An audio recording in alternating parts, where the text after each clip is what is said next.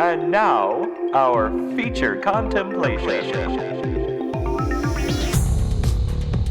Speaking Cinema with Andrew Schwartz.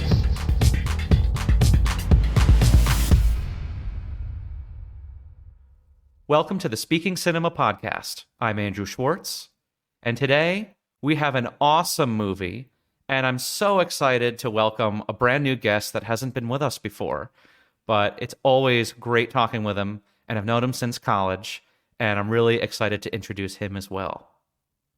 And today, we are taking the back roads and visiting Na Hong Jin's The Wailing from 2016. The Wailing is one hell of an interesting, unique film, and our special guest today is the one who chose it. So without further ado, our special guest is Nicholas Stonehouse, or you might hear me refer to him today as Stonehouse, because that's how we referred to him in college, and hey, you can't kill those good times, so I want to stay with those vibes, and I'm going to call you Stonehouse. So Stonehouse, thank you so much for coming on the Speaking Cinema podcast. Hey, Andrew. Thanks for having me. Oh, my pleasure. I was so excited to see this movie when you mentioned it as an option because, man, I can't believe that it's been 8 years, but I just never got around to watching this movie. And finally, this gave me an excuse to hunker down and finally watch it. And I've watched it a few times in the last, I'd have to say, 5-6 days. It's just so chock full of cool, interesting stuff. And just for those out there to know, I'm going to put you kind of on the spotlight right now, Stonehouse. Stonehouse has said to me that this is in his top, what would you say, 5? But so the Letterboxd famously is top 4. So it's a very weird kind of number to pick because normally people have either a favorite, a top 3, or a top 10, but Letterboxd has a top 4. So it is one of my top 4 that I've had on there since I've made my account a couple years ago. It's always exciting to talk about a movie that's so highly regarded by someone, whether I or anyone else agrees with it or not. It just makes for a really fun conversation. And we're going to take a look under the hood of this thing and try and just hit all of the stuff that we can.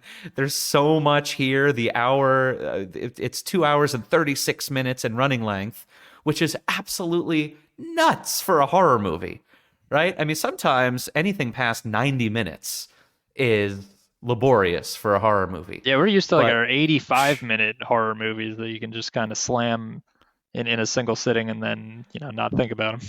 Exactly. Like you don't need to have another meal right after the movie or anything like that. But this thing, you have to kind of plan your afternoon or plan your night around it. It's a beast, for lack of a better term. So, the log line for The Wailing is, soon after a stranger arrives in a little village, a mysterious sickness starts spreading. A policeman, drawn into the incident, is forced to solve the mystery in order to save his daughter. It kind of sounds like a novel, a novel you'd pick off the shelf. It sounds like a mystery. Which sounds like a mystery novel. I suppose it is, but it leans into horror as a genre of filmmaking more with, the darkness and demons and things like that. But I guess at its core, it is a mystery. But the mystery, I think, is what draws you with that log line because you don't want to give too much away. You don't want to. It's the kind of push versus pull when you watch a movie trailer or when you see a description of a movie that's just giving you all this information. It's like, this is who's in it and this is what they do, and you're like, okay, that's too much. I don't really care. But the less you give, the more it intrigues people. And that's why I think they did a really good job with this one. Yes. Yeah. And it's just funny to me. It's like, I just imagine going into Barnes & Noble and going through the mystery thriller section and just, taking out a Dean Koontz novel or something that I've never read before and turning it around and saying, soon after strange, they're in a little village, drawn into an incident, solve mystery, save his daughter. It just seems so matter of fact. It almost seems American, too. You can't really tell from this that we're dealing with a movie from South Korea. Yeah, it sounds very procedural. I think the procedural is a big American kind of form of storytelling that took off and hasn't really died down ever. But it's pretty good way to tell a story, is that someone's trying to figure something out. Oh, well, that's what an audience is trying to do. Right, right. A policeman drawn into, this is our character, and he's forced into the mystery. But Can we very do procedural spoilers script. yet? Do you want to do those yet? Sure, everyone, if there's someone out there that has not seen this movie yet, first of all, you got to go see it anyway. But you definitely better go see it before hearing whatever Stonehouse is about to say. So yeah, go for it. Spoiler alert. It's also a very fun logline because it says he's forced to solve the mystery, and spoiler alert, he does not. Oh yeah, and we're gonna get into that. But yeah, so your logline not. isn't really actually telling you the truth of the movie. So it's right. the first of the misleading things, and this movie is just full of misleading plot lines going askew from what you'd expect. However, to be fair, in defense of the logline, whether it's a defense or not, I'm not sure, but it does say he's forced to solve the mystery. It doesn't say that he solves the mystery. It's more Correct. like it could be read as he's forced to pursue solving the mystery. Yeah, you know something is forcing him to attempt to solve it. Right, exactly. So if I'm going to defend the movie somehow, that's what I would say. But you're right. I mean, it's a tricky movie to sell, and there's just so much about this movie that makes it tricky in so many different ways. But I remember reading somewhere that Na Hong Jin, the writer and director, he spent something around like a year or something in the cutting room with the editor, just finely tuning everything to make it ever so deliberate and perfect, so that the viewer would be able to have the exact experience with the exact rhythm and all of the attributes of the film balanced out in such a way, almost like he was doing his own ritual on us, just sprinkling this and a dose of that, everything into the movie that we needed in order to be, vexed or hexed ourselves, both hexed and vexed. That's, I think the best directors hypnotize the audience. I think Stanley Kubrick kind of famously has done that with his kind of long, droning background music with the center point focused shot. You're just drawn into this center focal point with your eyes while this hypnotic music is playing in the background. I always like the movies that kind of don't just show you, they bring you in, like this one. Yes, for sure. And there is something, the droning and the hypnotizing and everything, taking your time in the moments that you need to. There is something I always found very European about that, which is fascinating because here we're in East Asia, but I found that this kind of new wave, maybe you could say, of this contemporary, like hard-boiled, hard-edged Korean cinema, South Korean cinema, mixes the concoction with both European elements and East Asian elements. And I feel like that's why a lot of South Korean films of late are so hypnotizing. This is why I was so surprised to hear that you hadn't seen this before, because I heard in one of the other shows, I'm a listener, folks, to Speaking Cinema. I heard in one of the other episodes that Burning is your favorite movie. And so that was... Thank you, John Bewley. So John Bewley actually said that... well, I did see Burning. He actually said that completely sarcastically. Where we had... Now you'll listen back to that again and you'll hear the sarcasm just overflowing in his voice and the little, tittering after he said it. Yeah, I really, really struggled with Burning, and it's John Bewley's favorite movie, or one of them. And I was so excited to see it, when your trusted confidant and a friend tells you, this is my favorite movie, this is the best thing ever, I want you to see this, and then you see it, and it just it melted my skin off with how frustrated it made me. And the worst crime of all for no reason, in my opinion. So maybe at some point, John and I will do a 1v1 heads up duel on Burning. Speaking of South Korean cinema, but but it does share a lot of elements of this. I thought, at least I would finish my comparison, was that it kind of has that mystery throughout it, where the main character is trying to find something out, and you're going along with them, and it also leaves pretty much everything open-ended in that one. I think there's a lot of closure in the Wailing. You might not know exactly what the outcome's going to be, but you do have a sense of closure by the end of the movie. Whereas Burning plays a lot more with your sense of closure. Yeah. Well, that's the thing with with the Wailing. There's a lot of, and listen, I don't think that the Wailing is a perfect movie.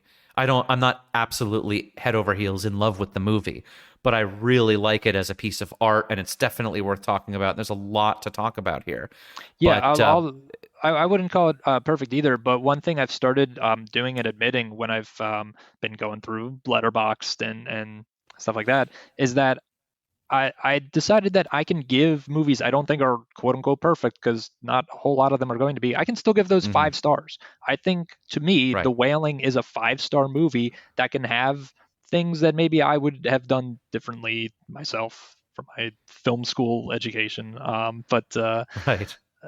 I would still give it that 5-star rating, because that's what it meant to me. These I few agree. watches I've had with it. Yeah, and I'm glad you said that, because this podcast is really all about appreciation, right? And I've been thinking about this a lot. This is not a criticism podcast per se, right? We can invoke criticism if we want to, and use it as a tool in order to start to ascertain the meaning of the movie more. But what this podcast is, I think that everything is so easy to criticize, right? Everyone's a critic. It's very easy to be critical and to sound critical and to sound like you're talking down on the movie. It should be this, it should be that. I still would never say, hey, don't ever watch a movie like Burning. Everyone should watch everything and come to your own conclusions about these things. And most importantly, reflect about why you came to that conclusion. That's what I care about. But I do think, if we're going to just sort of hard compare here, The Wailing, there's a lot more real estate, I think, to work with when talking about the meaning of it, and to have a fruitful conversation that doesn't just devolve into, what is nihilism? Is that this movie? You also always have a genre to fall back on, I think, the horror genre. So you can, even if you run out of things to maybe be like, oh, I was grasping at this, but I didn't, you can always be like, it's scary. Yes. It's not bare bones by any stretch. It has a lot in it. You might argue it has too much in it, but that's a totally different argument, totally different criticism than saying this movie has barely anything to it, which makes it a little bit hard to deconstruct it and to unpack it. Again, without devolving into a conversation for 2 hours about what is nihilism and, is there meaning to anything at all ever. So, we could have that conversation later. But yeah, The Wailing, like you said, I do think it's conclusive as well. It's conclusive in its own way. The Wailing you get this feeling, okay, The Wailing ends when it wants to end. And it's up to you, it's up to us to unpack what it is that it's saying with its ending. There is an ending. And in some ways, it's actually quite conclusive. I was surprised. But in other ways, it leaves ends very open. But I think that the open ends dance well with the kind of conclusive ones. And that's where I think that a lot of good conversation can be had with this movie. So, well, that takes care of the log line for sure. But any other South Korean movies you want to compare this with? It's hard to. I mean, this thing is a one-of-a-kind the beast. zombies in Train to Busan are pretty... Yes, we have a zombie. Zombie count 1. We have a zombie. And one thing, I got so excited when I saw that zombie. Train to Busan is absolutely incredible, by the way. Anyone that hasn't seen it should be on that right now. Well, after you see The Wailing, of course. Yeah, there is a zombie, and there's so much different sub-genre material from horror, right? That kind of branches off of horror, or is part of horror in this movie, kind of crammed into one, which is you've very got the zombie, you've got the like devils, demons, possessions, right? Ritual magic. Yeah, you've got possession. It kind of feels like a psychological thriller as well.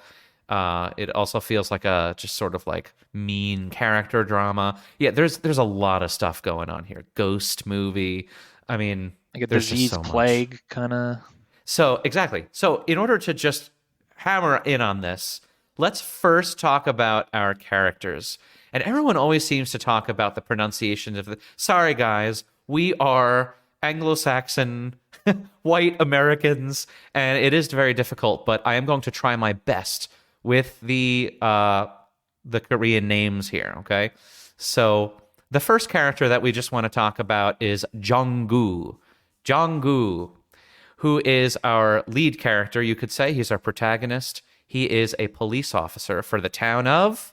I didn't write down the name of it, but the name of the movie is The Wailing, and the translation, I believe, of this town is, I think, the verb to wail. So the name of the town is basically The Wailing, but I think it's the verb to wail or to outcry, right? And he is just sort of this bumbling buffoon, especially at the beginning of the movie. And we'll talk about that. He just seems to be weak and kind of feckless and timid, and he's shy and he's not brave, and he just has all of these kind of strange problems. He's cheating on his wife, doing all of these sinful things, you might say. He's from the very beginning of the movie, he's very unequipped to deal with what's about to happen. Perfectly succinct way of saying what exactly I needed to say. And then, speaking of problems, something that becomes a problem for him is his daughter, Hyo-jin. Okay, so Hyo-jin is his, what would you say, probably about like 9 or 10-year-old daughter, maybe even a little younger than that. I couldn't. I have no frame of reference for these things. So I have no idea. Yeah, probably like 8 or 9, I would say, something like that. And she's this sweet little girl that kind of hilariously watches him, or right after he does it, cheat on his wife with someone in a car, and she's still just she's very forgiving about it, and she's very sweet. How do I look? Oh, she's got a nice little smile, and she's laughing, and she's forgiving of her dad, and then all hell breaks loose. She's got kind of the precocious youngster trope too that kids in movies have. It's like, oh, you shouldn't know this or say that, or be aware of these things. Yes. And it also seems to me to be like she doesn't have an older sibling, but I would almost imagine this kind of a character to have an older sibling, or the character is sort of indicative of like what typical younger sibling characters have, where you've kind of learned all of this stuff from your older sibling that you shouldn't know, or that the older sibling didn't know at that age. You just have like an idea of what's going on. Like, oh, no, this has happened before, Dad. Don't worry about it. I got you. But that's Hyo-jin. And those are really the two main kind of protagonist characters. And her name you'll hear a lot in the movie because the father is always crying out for her safety, her health, just her general whereabouts sometimes. Yes. You'll hear it a lot. One might say he wails a lot about her. But anyway. A lot of wailing. A lot of wailing. It's a fit title. So then we've got this Japanese man who's this sort of outsider. There are rumors about him, and he's unnamed. He's just called Japanese man in the credits. Yeah, in my notes, I just call him the old man. Played excellently by Jun Kunimura. That character is so interesting, and we're going to talk about all of the crazy things about him, and very sort of trickster, really. Again, there are rumors. Maybe he was a monk that migrated. Maybe he was, some sort of a shaman or whatever. A lot of people had their own little ideas of what this guy was, and they basically have been kind of bullshitting each other about, oh, I heard he did this, oh, I heard he did that, oh, I heard he did this. But no one really actually knows who the hell this guy is, and the keyword is hell. So that's the Japanese man who we'll talk about. And then equally without a name, the mysterious woman. I kind of, in my notes, wrote her as the woman in white. Because, right? It's funny. I first wrote down the woman in white as to designate her. And then somewhere along the line, later on in the movie, like an hour later, someone called her like the woman in white or something, or they referred to her as something like that. Is she wearing white? So, and this is Chun Woo-hee in an amazing performance. And maybe we'll get into some symbolism behind the choice of white in the clothing. Absolutely. costume. Yes. There's a lot of layers here. Okay. Shrek would be green with yellow with envy. Not green. He already His is onion green. layers. Yes, exactly. And now I would like to do a quick title take right before we go into the opening, because I think like this will get us into sort of kind of our takes about it. But I do think it's a very interesting title in and of itself for what it means, the wailing in English. But also, just I was wondering what you thought, Stonehouse, of that and the fact that they named the town this. What are your immediate Um, thoughts about this title?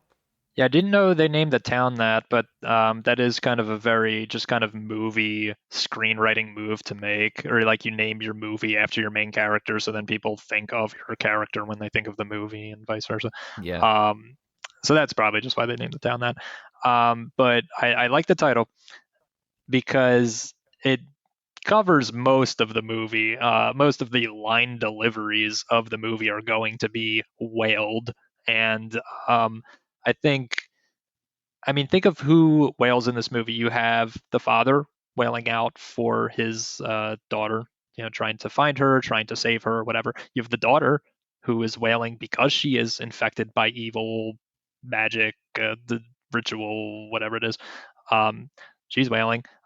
The shaman and the old man are wailing because they're casting their versions of these rituals, these curses. And you have those who maybe aren't main characters or even supporting characters, but they're infected. The zombie from earlier, that's some high pitched wailing who's coming to attack you.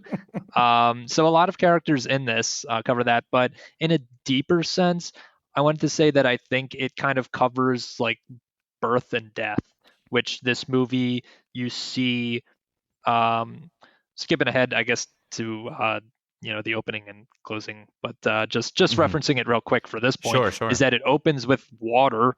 Water is thought of as kind of bringing life. That's where life formed. It ends with another spoiler alert. Not only does your main character not succeed in overcoming the main curse and whatnot, he dies. That's the end of the movie, as your main character's death. So you have birth and Right. death basically are the open and close of this movie.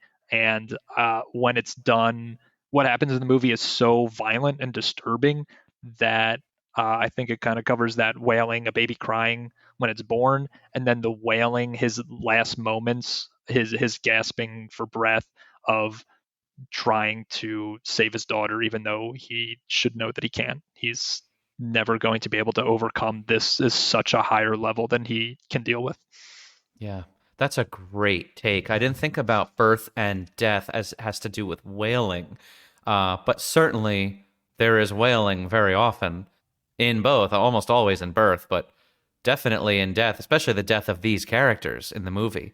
Mm-hmm. But that's very fascinating. Yeah, a lot of biblical allusions to this and just overall sort of just outer layer kind of commentary about life and death and how those are sort of illustrated with biblical stories and allusions. And again, kind of conflating the fantasy with the reality in the Bible and biblical stories, because religion is Catholicism, particularly, is a big part of this. And yeah, that's fascinating. That's very cool. There is so much wailing here.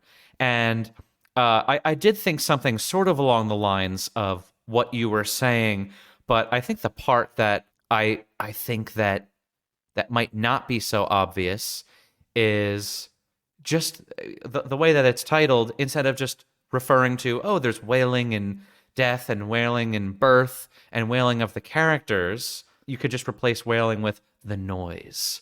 The noise of life and the noise of death, the noise that is being part of existence, and all of the little tricks and corners that are cut inside life, and dealing with others, dealing with other people, dealing with predators, trying to outsmart everyone. There's so much noise that's involved here, trying to engulf something else and running from a predator and trying to catch someone in order to prey on them. Just there's so much stuff here that refers to just noisiness of life. That's just a really cool title. Yeah, and as far as the town being called Wail, I think that's just it is a fun little like screenplay trick. Yeah. And it is fun that everything is concentrated around this town. You know, we were talking a little bit about small town politics. You know, there's a lot that happens in the movie that's just about people in a small town all knowing each other, all knowing when something happens to someone, when someone's missing, if someone gets a new job, if someone hurts their spouse, when someone new moves to town and you don't know what to think of them. Absolutely. A new stranger moving into town. Ooh, what is this? I heard he did this. And there's something so like Witches of Eastwick about that. If you've seen that movie, it really reminded me I of just saw it that. in theaters. My local movie theater screened a Repertoire Oh my show of goodness! it, Wow. and it was a lot of fun. The ending is so weird. The special Yes. effects when it gets to the ending. Yes. And then there is, for fans of George Miller, it is directed by George Miller. There is a car chase in this movie, so It's it's such a funny car chase with Jack Nicholson hanging out of the back of the car. Is that the one you're talking about? yeah. Yeah.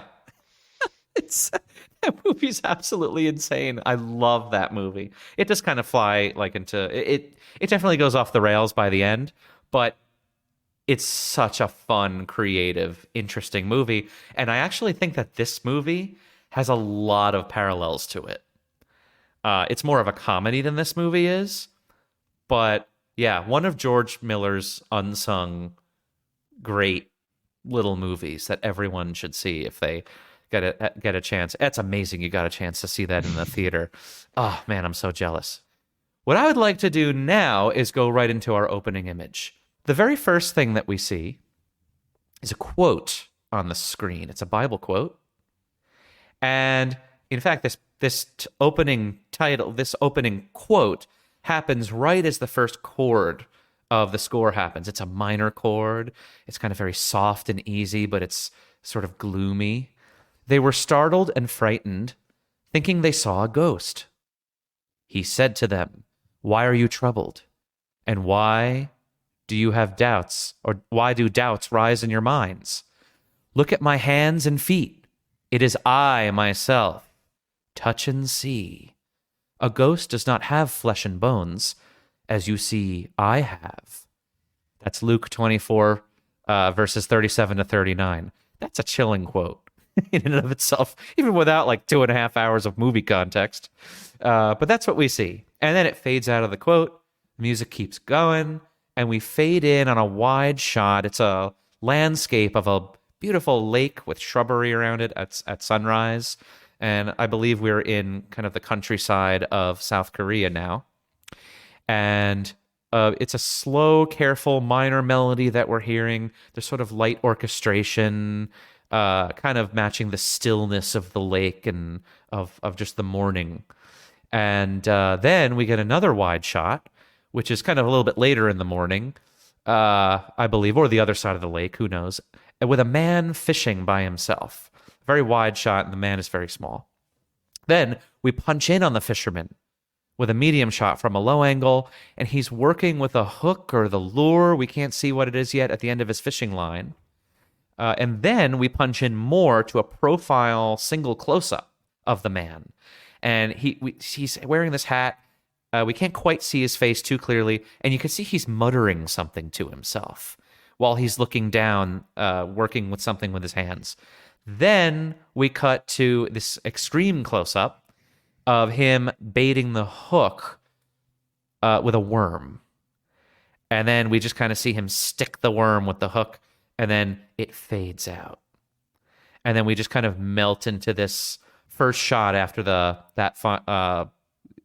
first shot after that sequence is done, which is I'm going to end here. It's an establishing shot with rain of sort of a wide shot of Jung-goo's home, but it's behind these trees, the sticks from these trees, almost as if someone's looking in on the home without anyone knowing.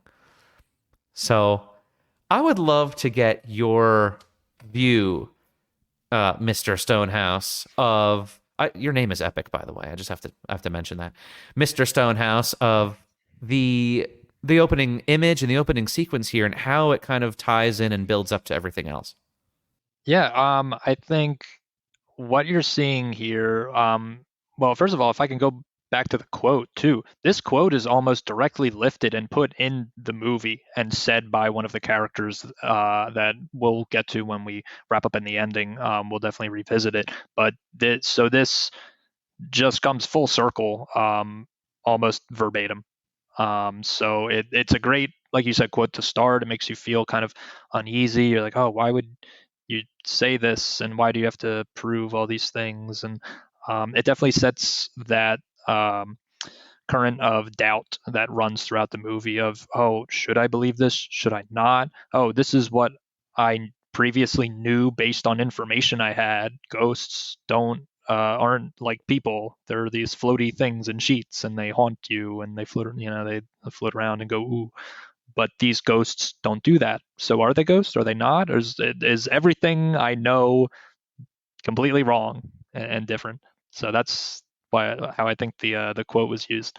For the image, what you're getting is, like you said, a person putting bait on a hook and throwing it out and catching a fish. This is we humans think we're the top of the food chain. We think we rule the earth.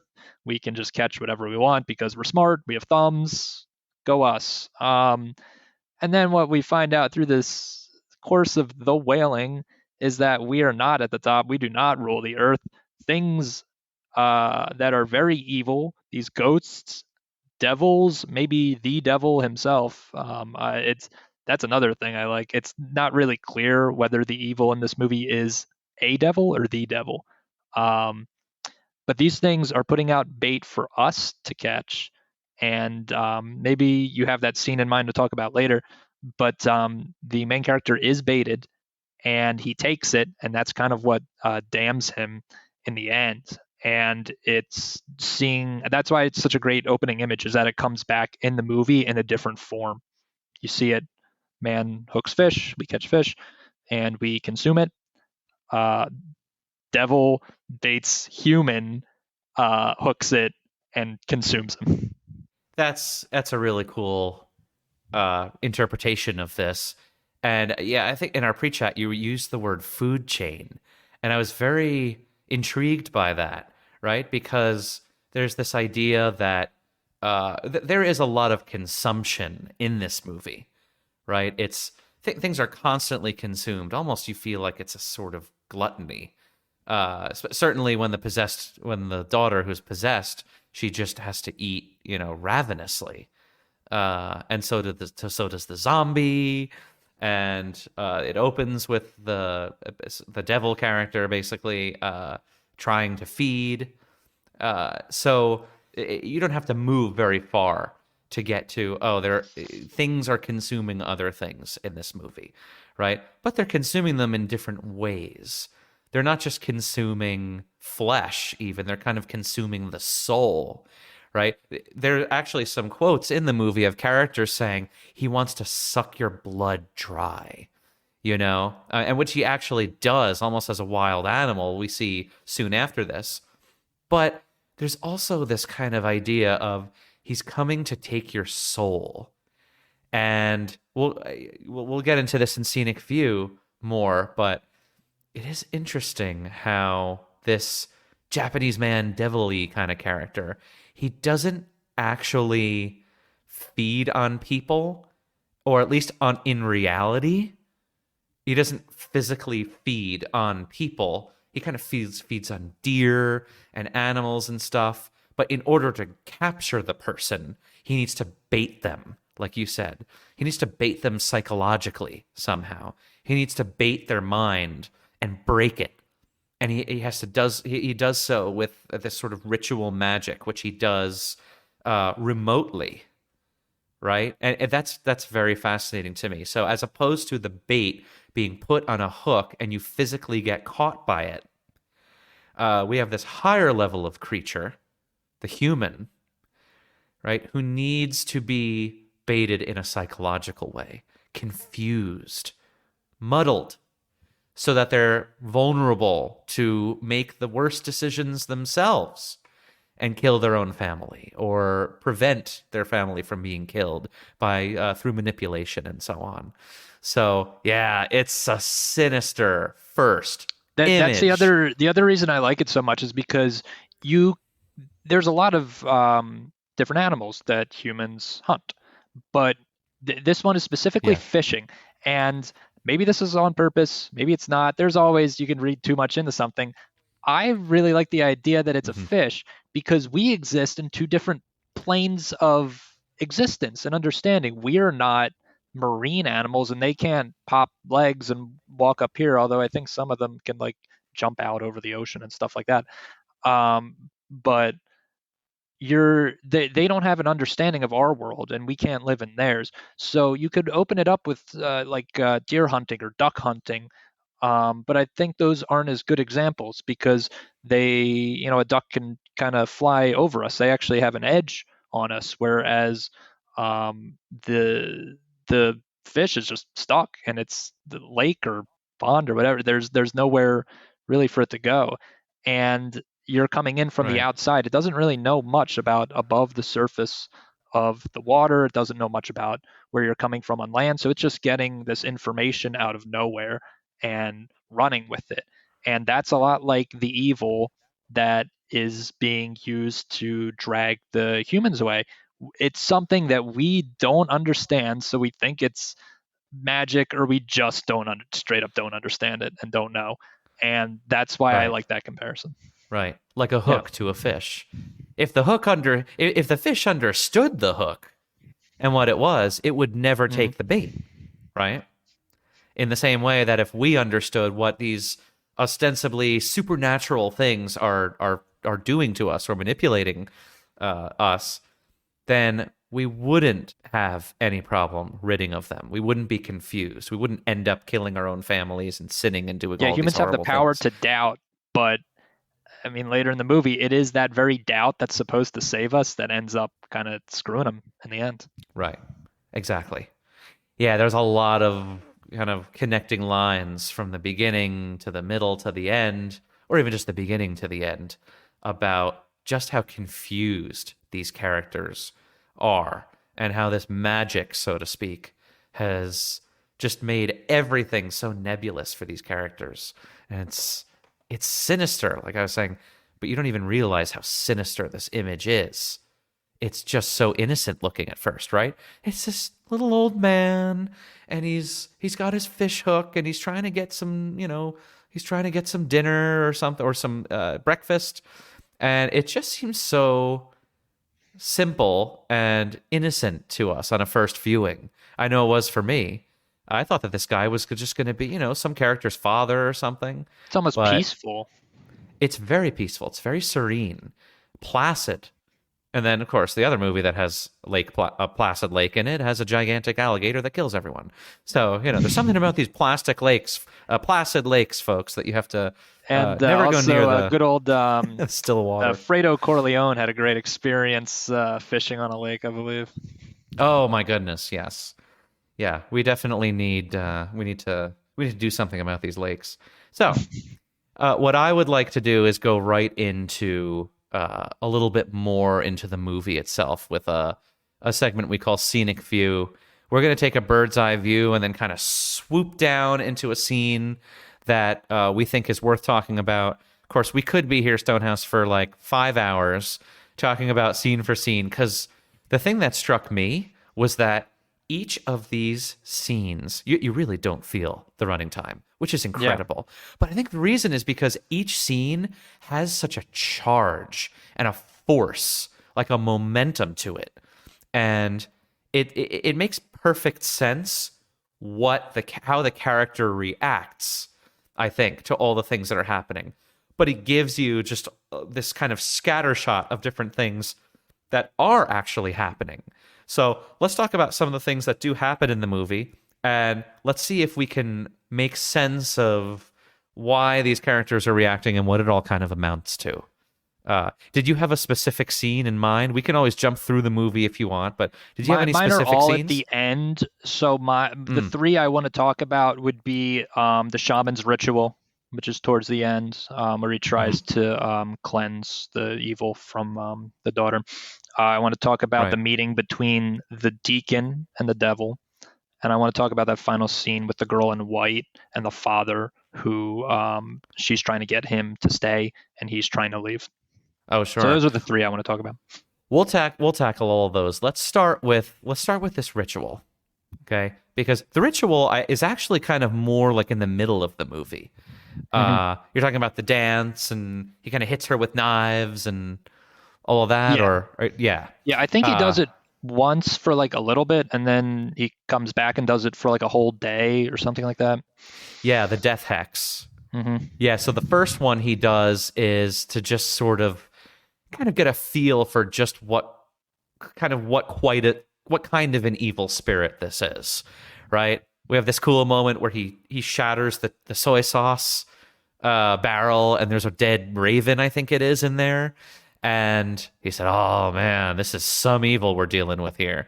And then it just cuts to him like doing this cool dance and trying to like, oh yeah, that's when he kind of hits her with knives and tries to cast something out. And then he tells Jung-gu, the father, that this is some serious, in all my time, actually, he says, as a shaman or something like that, this is the most evil thing I've seen. So then what it amounts to is Jung-gu thinks that it's the Japanese man.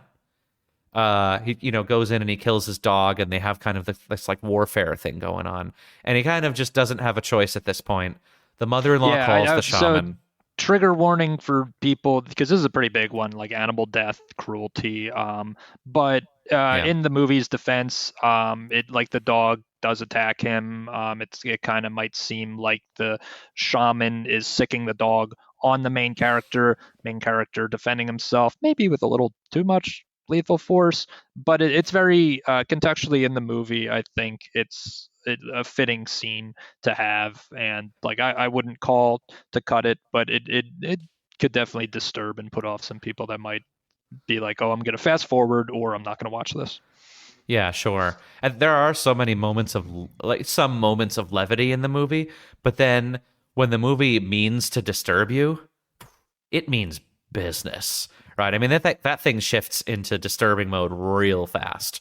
And that's one of those moments. Right. And that is when Jung-gu himself gets this sort of badass kind of, he's almost possessed by a spirit of a badass in that moment where he says, "Hey, buddy, you don't leave town in 3 days, you're going to end up like this goddamn dog," or something like that.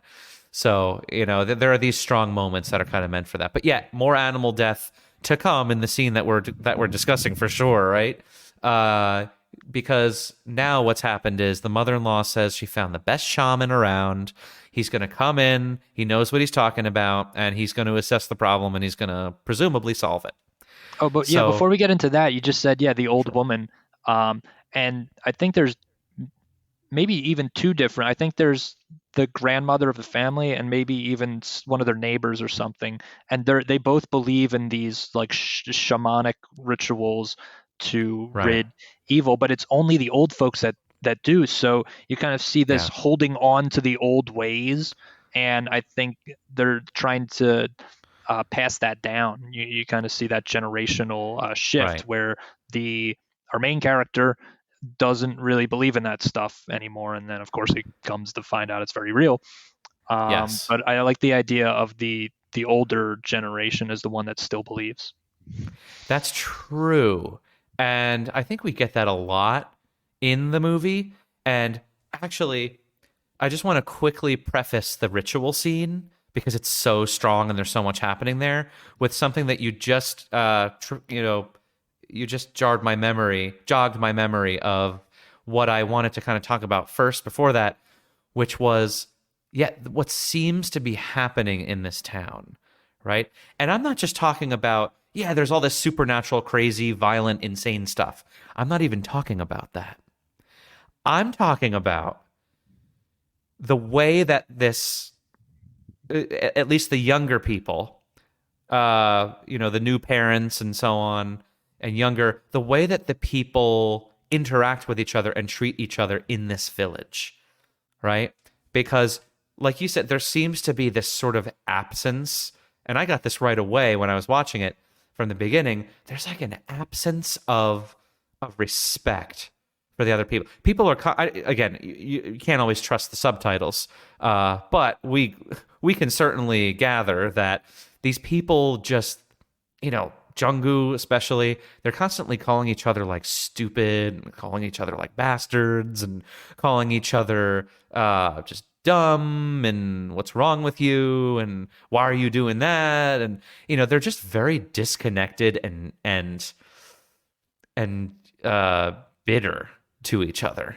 You just don't get you don't get the feeling that this is a close community. They don't trust each other, right? Like Junggu says, why are you telling me these lies? It's just a bunch of garbage or something, when the guy tells the story the first time about seeing the Japanese man as the devil, or the beast. Yeah, it's another great someone. Misdirection there, is that you think it's part of the movie, and then it's someone telling a story, and then there's a bit of comedic,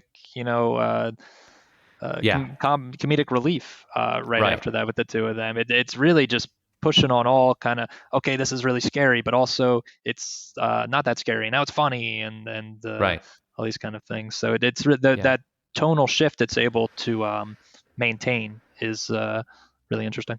Yeah, it is. And it says this idea, I think, in a lot of different ways, tonally and different characters and so on. This idea that there's just something missing here. I wouldn't say it's necessarily sin, but the movie seems to have this kind of position where these people in this village are sinners. And it's because of their sin somehow that's blinding them from being able to see what's right in front of them and protect themselves from the evil that's clearly afoot, right? But especially this Junggu character, he doesn't seem to respect anyone. He doesn't seem to treat anyone particularly well, especially himself. Seems to be going through some kind of a bad moment in his life or something. He doesn't treat his daughter particularly well. He should be so lucky that she's not telling his wife about what she sees in the car when he's cheating on her. But at the same time, how did she get to be so her. smart and well spoken? Because she didn't get from him. Yeah, I got the feeling that the movie wants her to be intuitive because of her innocence, and all the more disturbing and evil to take that innocence that we see at the beginning of the movie and the goodness of her heart just innately, and to just squash it right in front of our eyes, right?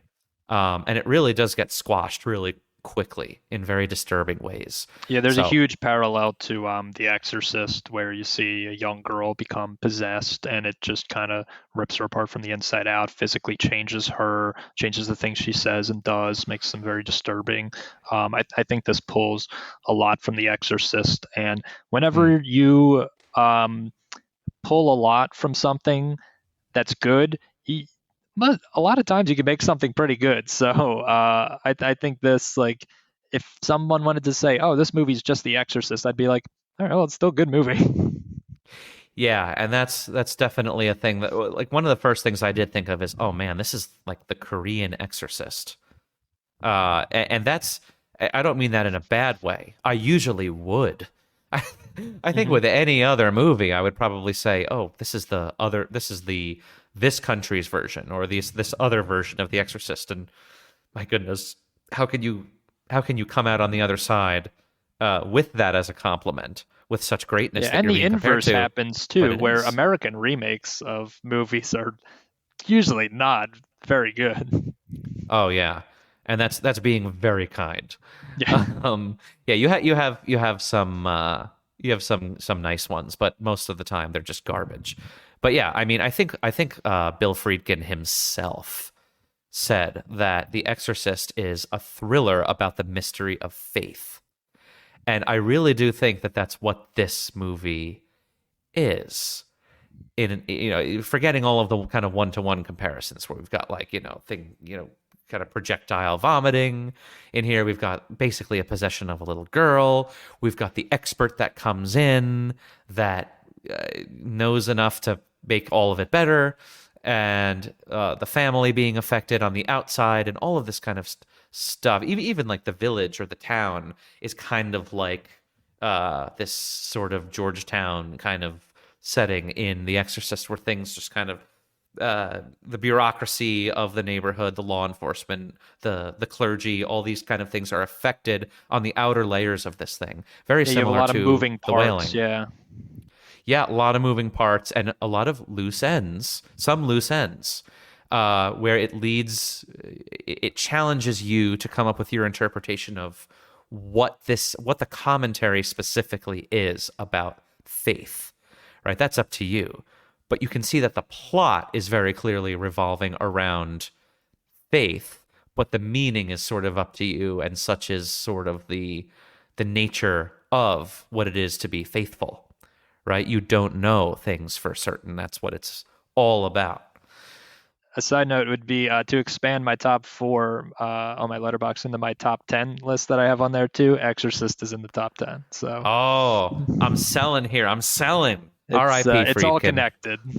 Yeah, R.I.P. William Friedkin. We loved you very much. Everybody go out and watch movie. The Kane Mutiny Court Martial, his final film that came out a year ago. A really interesting one-room setting where everyone's just testifying in a trial, and it's I might have my own personal take on the ending, the very ending of it, but it's certainly a Friedkin movie. I'll say that. Yeah. But he really changed thrillers, psychological movies forever, horror with The Exorcist. And this is one such example that certainly it doesn't like steal from it. But what it does is it rides on the shoulder of that giant. And it is a giant in and of itself as well. It's just an evolved form of it and a modern form of it. It's very, very interesting. But anyways, just like rituals take place as an exorcism, in The Exorcist, let's get back to this ritual scene. Man, this scene was this was awesome. I mean, I wish that I could have taken my pulse, because my heart was pounding as hard as the drums. And I really was my first viewing, I was quite confused with certain things and how it would all come together. But even in that confusion, what this scene made me feel was very sort of telling of the power that this director has over you as you're helplessly watching this nutty film do its thing on you. But this scene is so boisterous and colorful and clever, because we're actually talking about rituals, plural, right? Because really, we have 2 rituals happening simultaneously, which I now, thank you so much to the gods of movie making, that I finally understand what was happening here, I think. But I was so confused. I thought this was the same ritual on the first watch. And then I kind of realized, I had an idea, but on the second watch, I really kind of cemented it, that we have the shaman hired by Jung-gu to cast out this death hex on what he thinks is the Japanese man. But we see him hammering those spikes into the wooden thing. And in the other room, the daughter, Hyojin, is basically holding her body and screaming mercilessly in pain, basically in the same area of her body. So that's pretty clear that what he's doing is somehow affecting her. I think we kind of think he's casting out the spirit at first or something. And they cross-cut this scene with the Japanese man, who at very first I thought he was putting the death hex on this Japanese man, and that's why he's being hurt. But the Japanese man is doing what I think is his own ritual, because there's a picture of Park Chun-bae, who is just another villager that randomly, apparently, got this disease and started to murder. He murdered his own family or his wife or something, and then drove off or died in the woods or something. And what we see here, it's just this amazing amalgamation of rhythm and color and cultural dancing and ritual magic and big beats on drums. And I love visual stuff like this, Stonehouse, because we don't have to hear people speak about what's happening. We just have to watch it. And I felt those hammers just kind of going, those spikes going into me, because the Japanese man was so bloodied, and the performances were so good, and the daughter was screaming bloody murder, literally, and wailing, yeah. And I just felt like all of my senses were activated here. The disgust with the animal slaughters and the sacrifices, and both are the same, right? They both use chickens, I believe. Yes, they both use chickens, and then additionally, the shaman uses a goat. So maybe it's even more powerful once that little goatee is gutted goatee. And after that happens, then I think it really starts to go down with the pain inflicted on Hyojin. But we've got slabs of meat. Based on your reaction and just kind of the power of the scene, I would say this is the center point of the movie, or like the focal point. Like this is the standout part of it. It is. And I totally agree. And when I watched it the second time, I really understood that, because what else is revolving around this.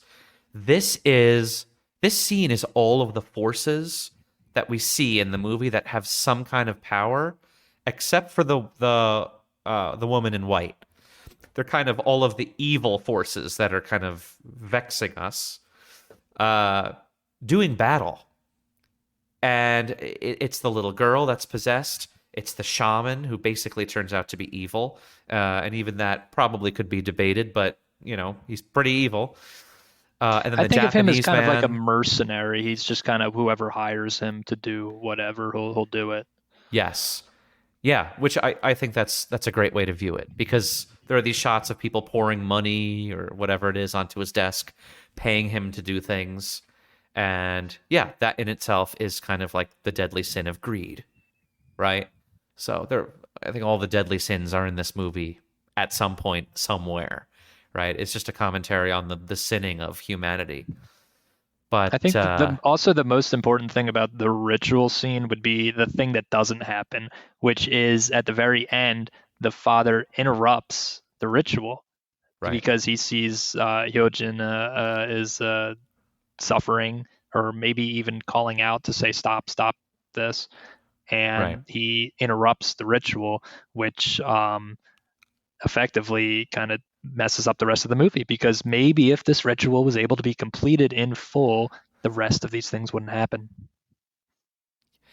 True. Or maybe the girl would have been killed, because maybe that's what he was trying to do, right? And I sort of read it like that. The ambivalence, I mean, where you really don't know, because the shaman does a good job of telling Jung-gu ahead of time, hey, come in closer. I want you to hear this. If you interrupt this already very dangerous hex, it could backfire, right? So that's just another like complicated layer on here of, did he interrupt? Yes, probably. And if that's the case, did it backfire, right? And if it did backfire, then what exactly was the intention in the first place, right? And if it didn't actually backfire, if he actually did save his daughter from being killed in that moment, then did the shaman just tell him that to try and allow the shaman to kill his daughter?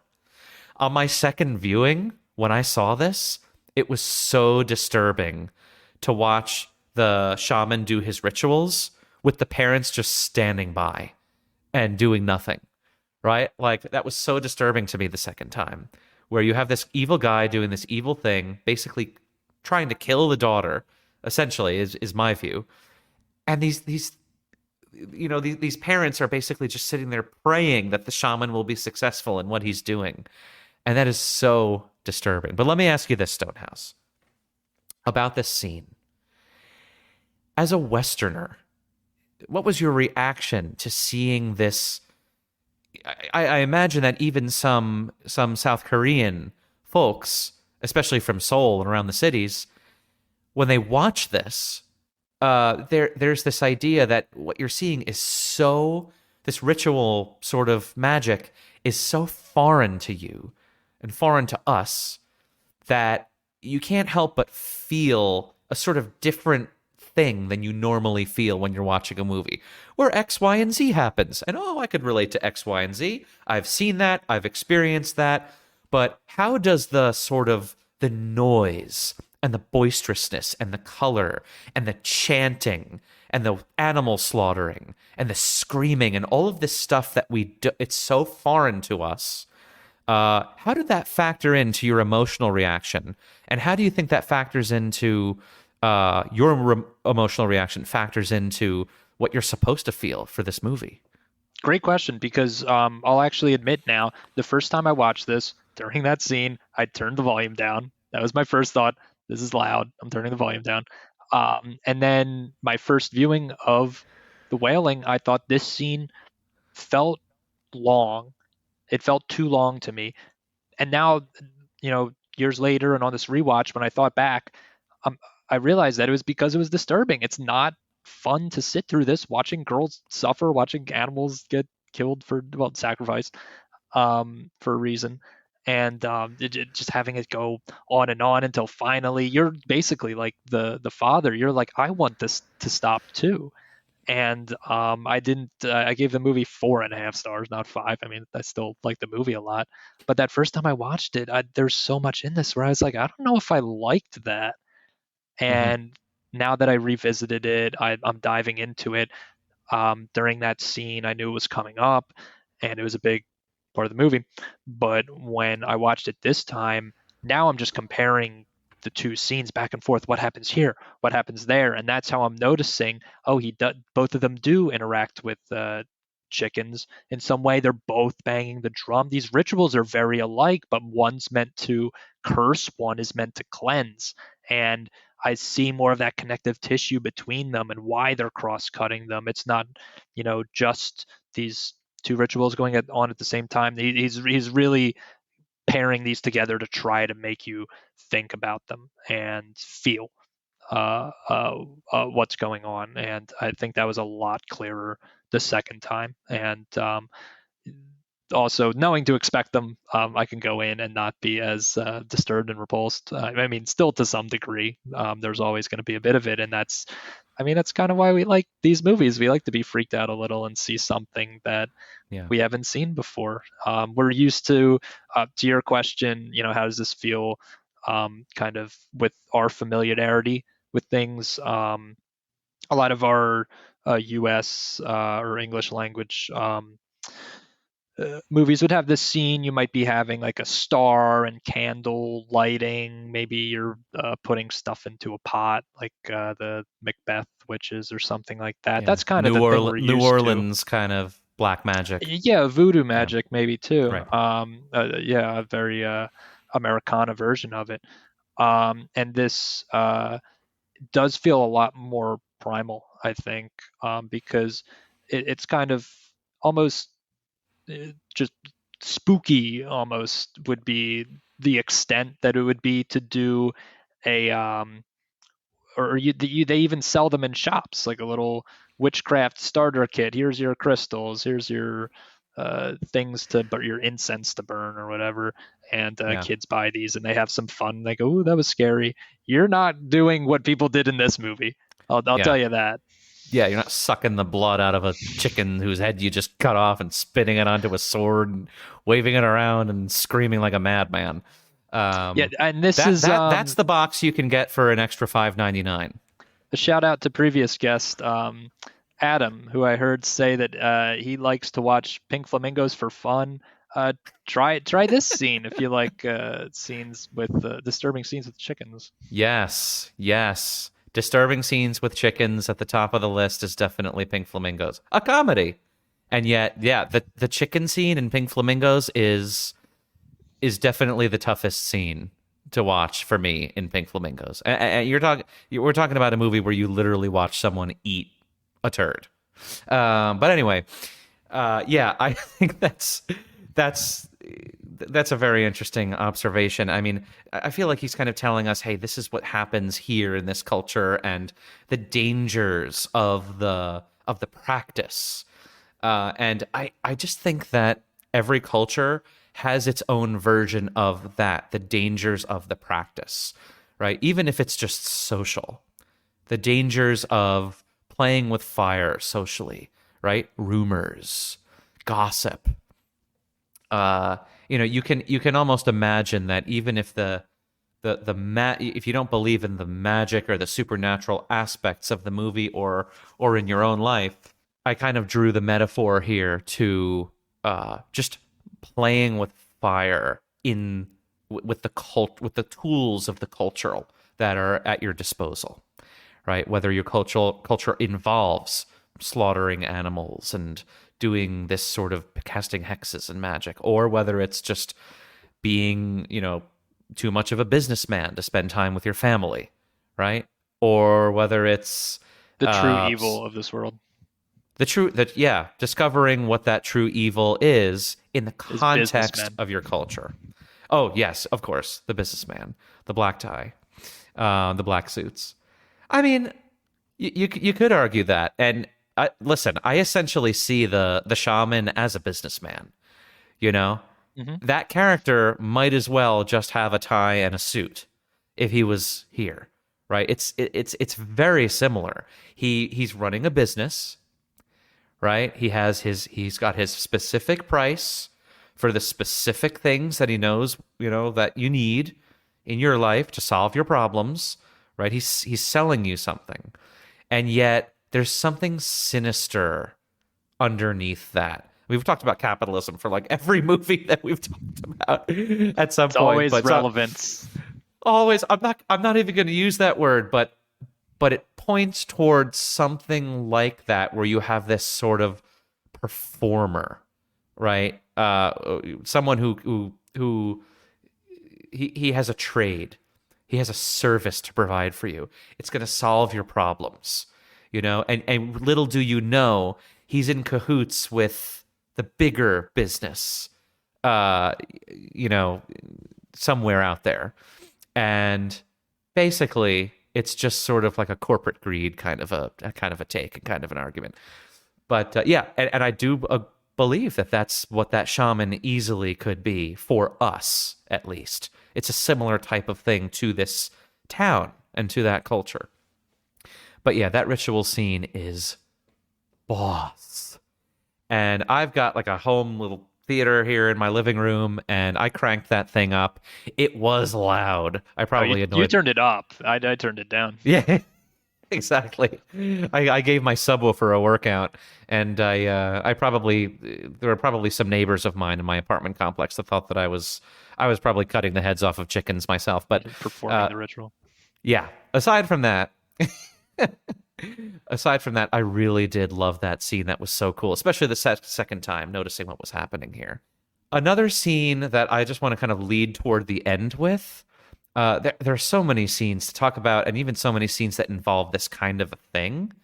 But I feel like as long as we're going toward the end, like I said, the only character that's kind of really not very important but not involved in that ritual scene is the woman in white. I'd like to talk, Stonehouse, about the first time we see her. The first time we see this character, this young woman, she kind of seems like a sort of, vagabond. She's this strange drifter type person that when they're at one of the murder scenes, Jung-gu and his buddy just hanging out there, he sees this woman, and she's sort of kneeling down, and she's throwing rocks, not at him, but in his general direction near him. And then we get this kind of comedy beat almost, where we cut away from it, and then we cut back to it, and we see there are like 60 rocks around him, and she just keeps doing it, pissing him off. And then he finally, once she gets close to him and makes him uncomfortable, he finally realizes that she has some information for him. And then she disappears, And then that leads to the feral Japanese man coming to eat him. And then he wakes up and it's sort of a dream, but it's sort of not. You don't know. Another misdirection. Oh my goodness. Yeah, there's so many things to talk about here alone, but what were the main standouts to you here in terms of the story? In terms of where you know it goes, what you think it means, what's going on here with this exposition of the woman in white? I think it's just that I really think it is just kind of that she's around, she knows more than them, and she's trying to get their attention and help them. But it's similar to, I guess, that sense of bait, if we're talking and we want to connect everything together easily. Yeah. She's thrown out the bait. She's thrown out the rocks. Are they going to pick it up? Are they going to shoo her away? No, they invite her in and say, let's listen, because we're desperate and we're looking for leads. So let's listen to what she has to say. And then it's all also kind of tied to that theme of doubt. Do we believe what she said is true? Right. Do you think that she's possessed by a good spirit? Yes, I think she is a good ghost. Yeah. Yeah, that's what I was thinking too. So I was going to ask you what you thought of her method. You know, well, here's the thing. There's a ghost that's just, you know, this is also kind of touched upon in the movie. There's a sort of ghost that used to be a living person and then they're possessed, right? But then there's a ghost that was a person and then they're not possessing anyone. They're just coming back in the form of who they used to be, kind of walking the earth again, doing business or whatever it is. Which one of those two do you think that this character was? I really think they're just using the word ghost kind of like the word kind of interchangeable with the word monster. I think it's kind of connected with that opening quote where it's saying, what you think about ghosts is not true. Ghosts can have flesh and bones. You can touch us. We can be corporeal on this plane of existence, the earth, as you are. So I think it's just kind of redefining what a ghost is. Yeah. There are several conversations in the film about ghosts, right? Because the shaman is talking to Jung-gu, which is another fascinating scene. And a couple other moments where there people that seem to know of the ghosts, and that harkens back to the scene that we're actually talking about now, where we see the woman in white. The shaman refers to him, the Japanese man, as a ghost, and then kind of conflates it with demon. And then Jung-gu says, demon? Almost like, I thought it was a ghost. And he says, yeah, an evil ghost. Like as if he should know that already. Everyone learns that in elementary school. And then the woman in white, before that moment, after she throws the rocks and shows him, she's talking about how this old woman told her that the Japanese man was a ghost. She's basically saying that the ghost is trying to suck the blood dry, which almost makes a ghost seem like a zombie. Vampire. Or a vampire, too. Yeah, exactly. So there are all these odd definitions of ghosts, and it almost makes me think that us humans in this movie just can't even understand exactly what a ghost really is. Yeah, a ghost would just be like a non-human, basically, like something that is inhuman, but has the appearance and form of one that is here too. Yeah. And we kind of communicate with each other about the supernatural using this term ghost. And it's almost like the actual supernatural entities in the movie are just trying to communicate with the humans using a word that they just know as a sort of suitcase term, right? Yeah. To fill in what you need. And they're like, no, it's a ghost. He's trying to suck the blood dry. No, it's a ghost. It's an evil spirit. No, it's a ghost. He walks the earth, but he used to be someone. You know, they don't have the time to be like, this is what it really is. Let me give you an entire 6-week seminar to catch you up on things that are not human related, and you can kind of understand things you were never meant to. And then I'll tell you what a ghost is. They just whip out that little pocket supernatural dictionary and read from it. But by the way, speaking of dictionaries, to wail, I meant to say this earlier. To wail means to moan or lament. To cry loudly. I just thought I would throw that in there just to kind of both of those everyone are done throughout this movie. Yeah. And also an alternative one, to make a long, loud, high-pitched cry, as in grief, sorrow, or fear. So, all three. All three. And I think humans are such easy prey in this movie. And again, back to how like these supernatural entities need to correspond with us, is, just making us feel all of these terrible things, grief and sorrow and fear. And I just want to speak a little bit into, with this woman in white setup, how the movie does trick us into not knowing what is evil and what isn't. It was astounding to me with this movie that especially hit me with the second viewing. It's so obvious that the Japanese man is the villain, right? It couldn't be more obvious. I mean, he's a feral looking wild animal demon that's eating carcasses and everything and haunting people. And there he is right there in front of you. He's got the evidence in his shed of all of the dead people. I mean, the photographs, it's all so clear. And yet I was wondering who the villain was near the end. And we'll talk about that more in the end. But I just feel like that is very fascinating with this movie, where it constantly is shifting what your imagination is to be the villain, just like the villagers in the movie. They're that it doubles confused. down on its red herring and makes it not a red herring in that way. So it really plays with the way we understand stories, because the way we're used to a mystery would be the first thing you see, it's like, oh, maybe it's this. And you're like, I'm 20 minutes into this 2.5 hour movie. It's obviously not this. Well, guess what? It is. And it's that current of doubt that runs throughout the movie of saying, well, okay, we discovered everything already. Wait, this can't be right. I doubt that this is the truth, because it can't be as simple as this. But it can be as simple as this. Maybe the guy's not trying to hide it because he knows he has nothing to hide. Who knows why he doesn't go to more efforts to kind of conceal what he's doing. But I think the way that it presents this and it wraps around into itself is really nice. I think another thing that did this was the first season of True Detective. I think early on, or maybe halfway through the series, you meet the person who it ends up being. And normally in a mystery procedural, this is really happening towards the end of that arc. Your clue takes you here, meets you this you meet this person and you talk to them. Oh, it reveals this. Now, oh, it's the ending. We found the person. But sometimes you find the person halfway through and you keep going because you don't have all the evidence or the clues, or maybe you doubt that it's this person. And then when you find out more, you can come back and say, now I have enough. But maybe it's too late. Or maybe True Detective, planes of existence that humans cannot understand are in control again.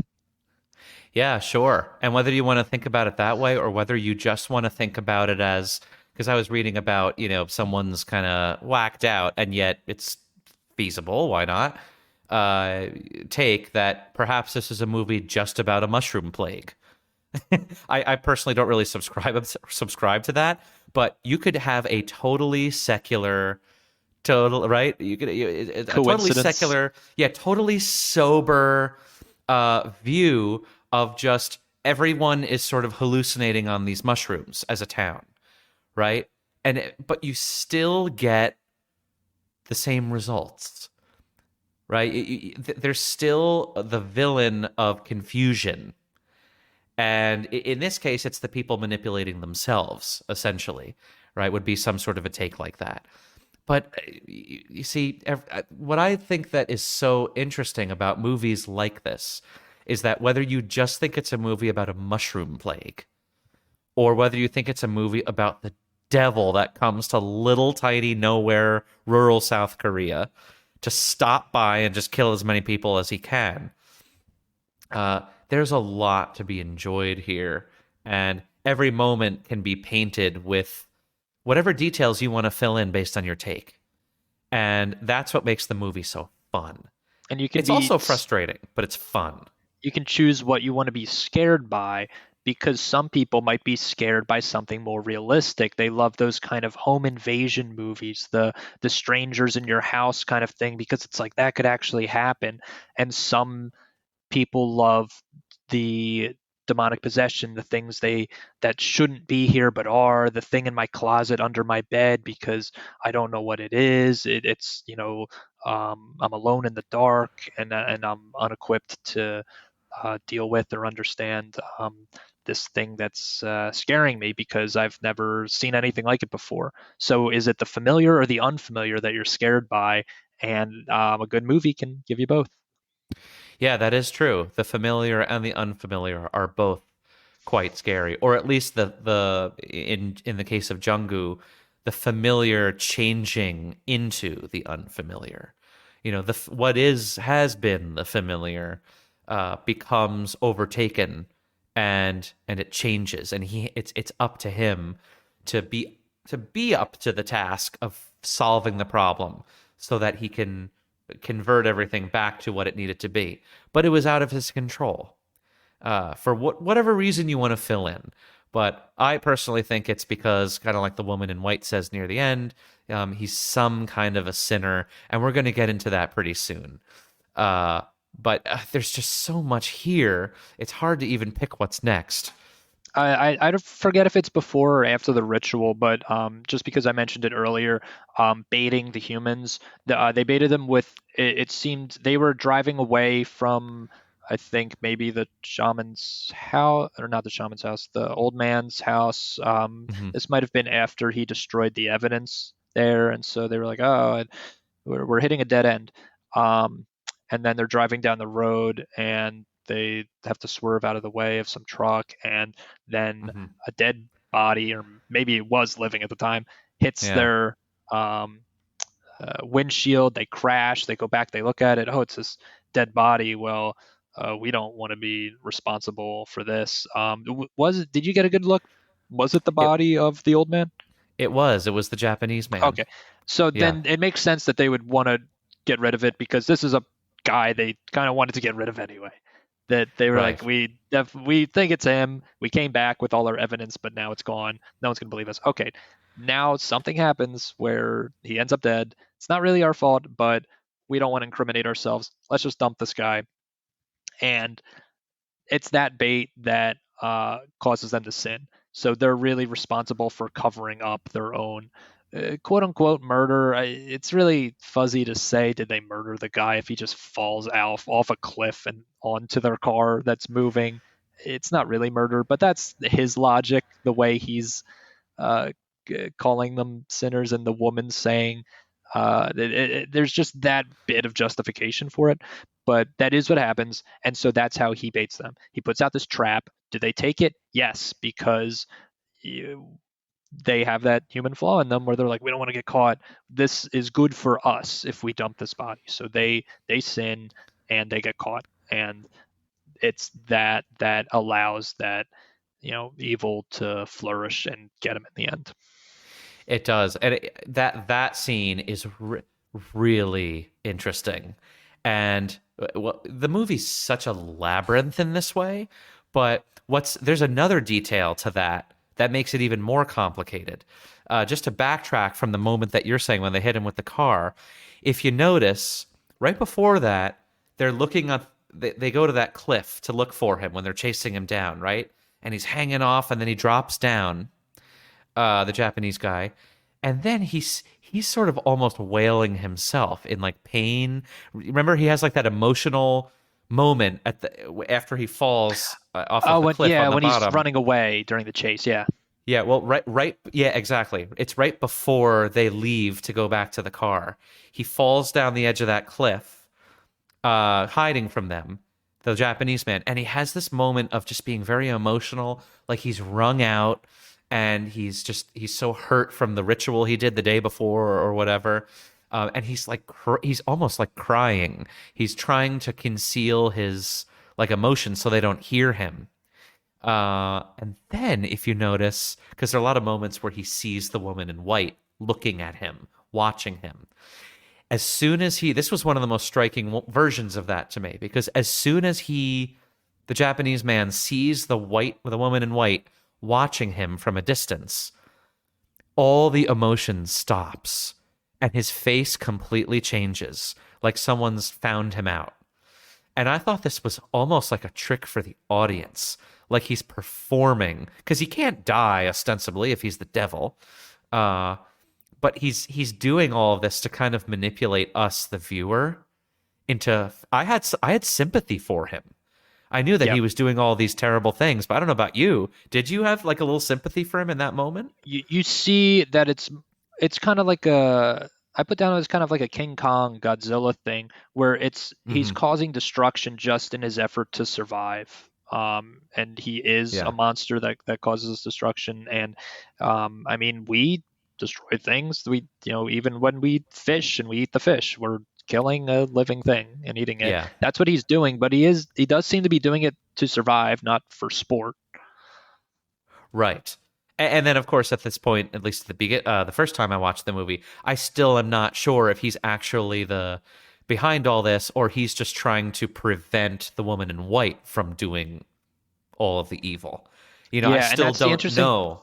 Thing about their meeting is that it's probably the only thing that he seems scared of, because he's not so much scared of the humans as more just trying to escape them, because I mean he can, and who wants to be caught up by a mob anyway? Because when they're in his house, he seems very much in control when he's there with his dog before, and they're the ones who are afraid of him when they come up, even though there's 2-3 of the guys, the humans, they're rooting through his house.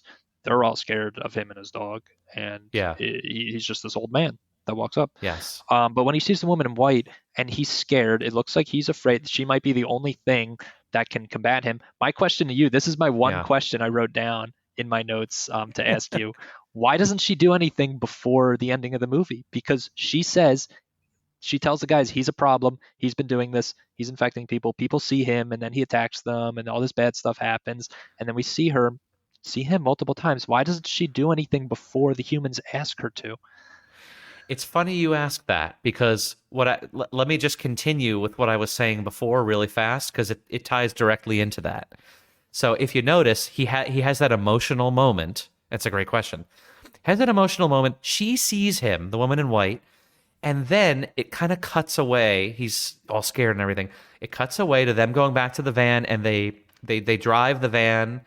And while they're driving the van, if you notice, right after they swerve because of the other car oncoming, it cross cuts for just like one quick shot of the man running in the woods, the Japanese man, and the white woman in white running in the woods.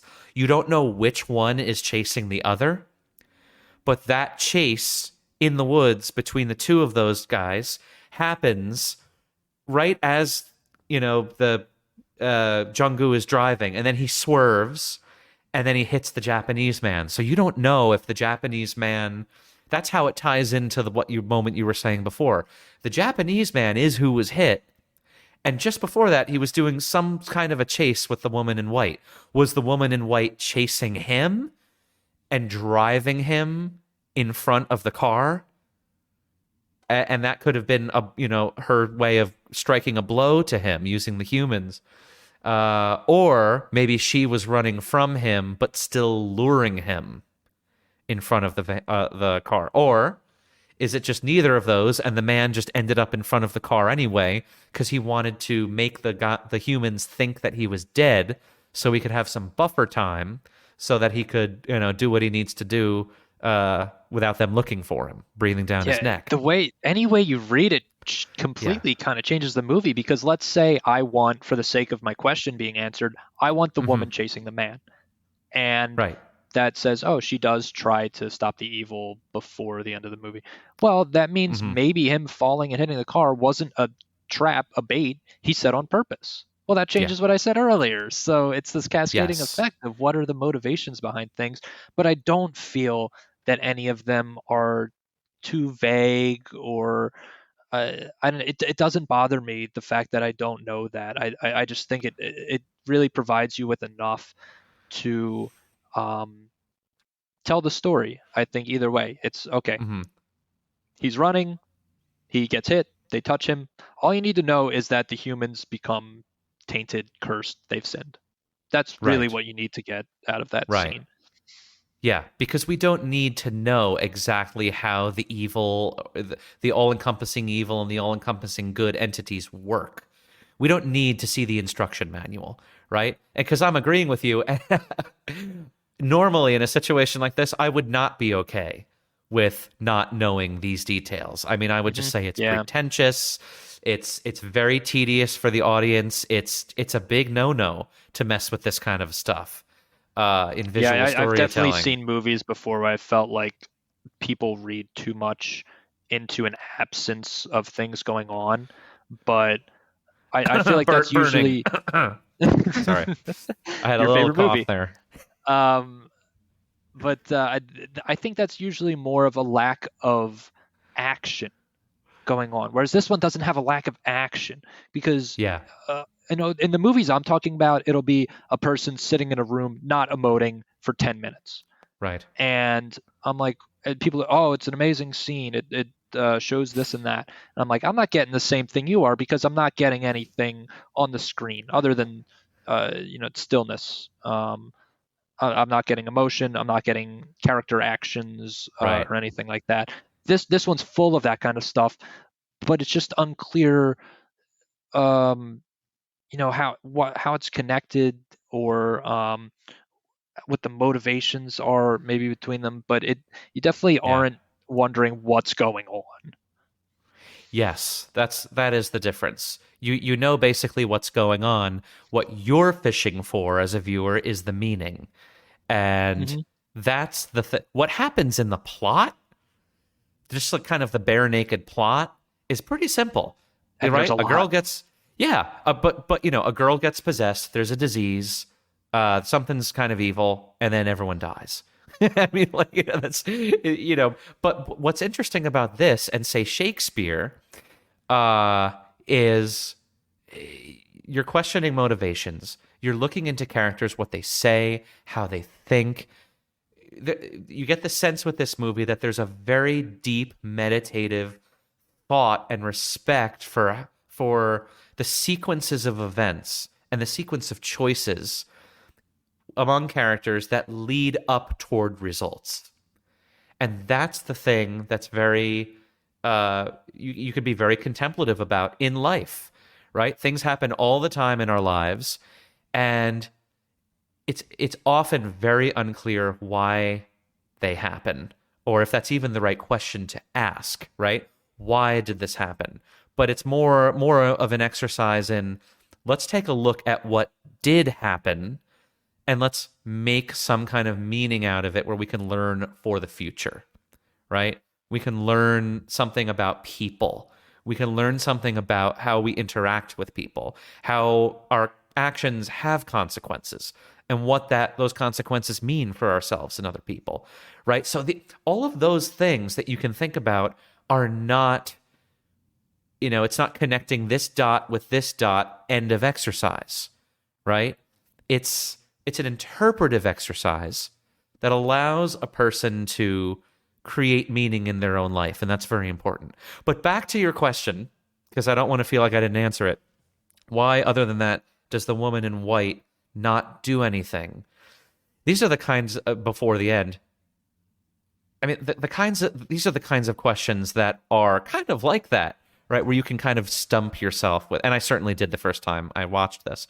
You can stump yourself constantly with these kinds of questions, but it's fun to think further and deeper into the fabric of the movie and notice how all of the things kind of reverberate with each other, and then you could think, oh, well, if she did this, then this would have happened, and this, that. But I think that within like the actual logic of the movie, if that's kind of how we want to say it, I think that the woman in white has very limited power.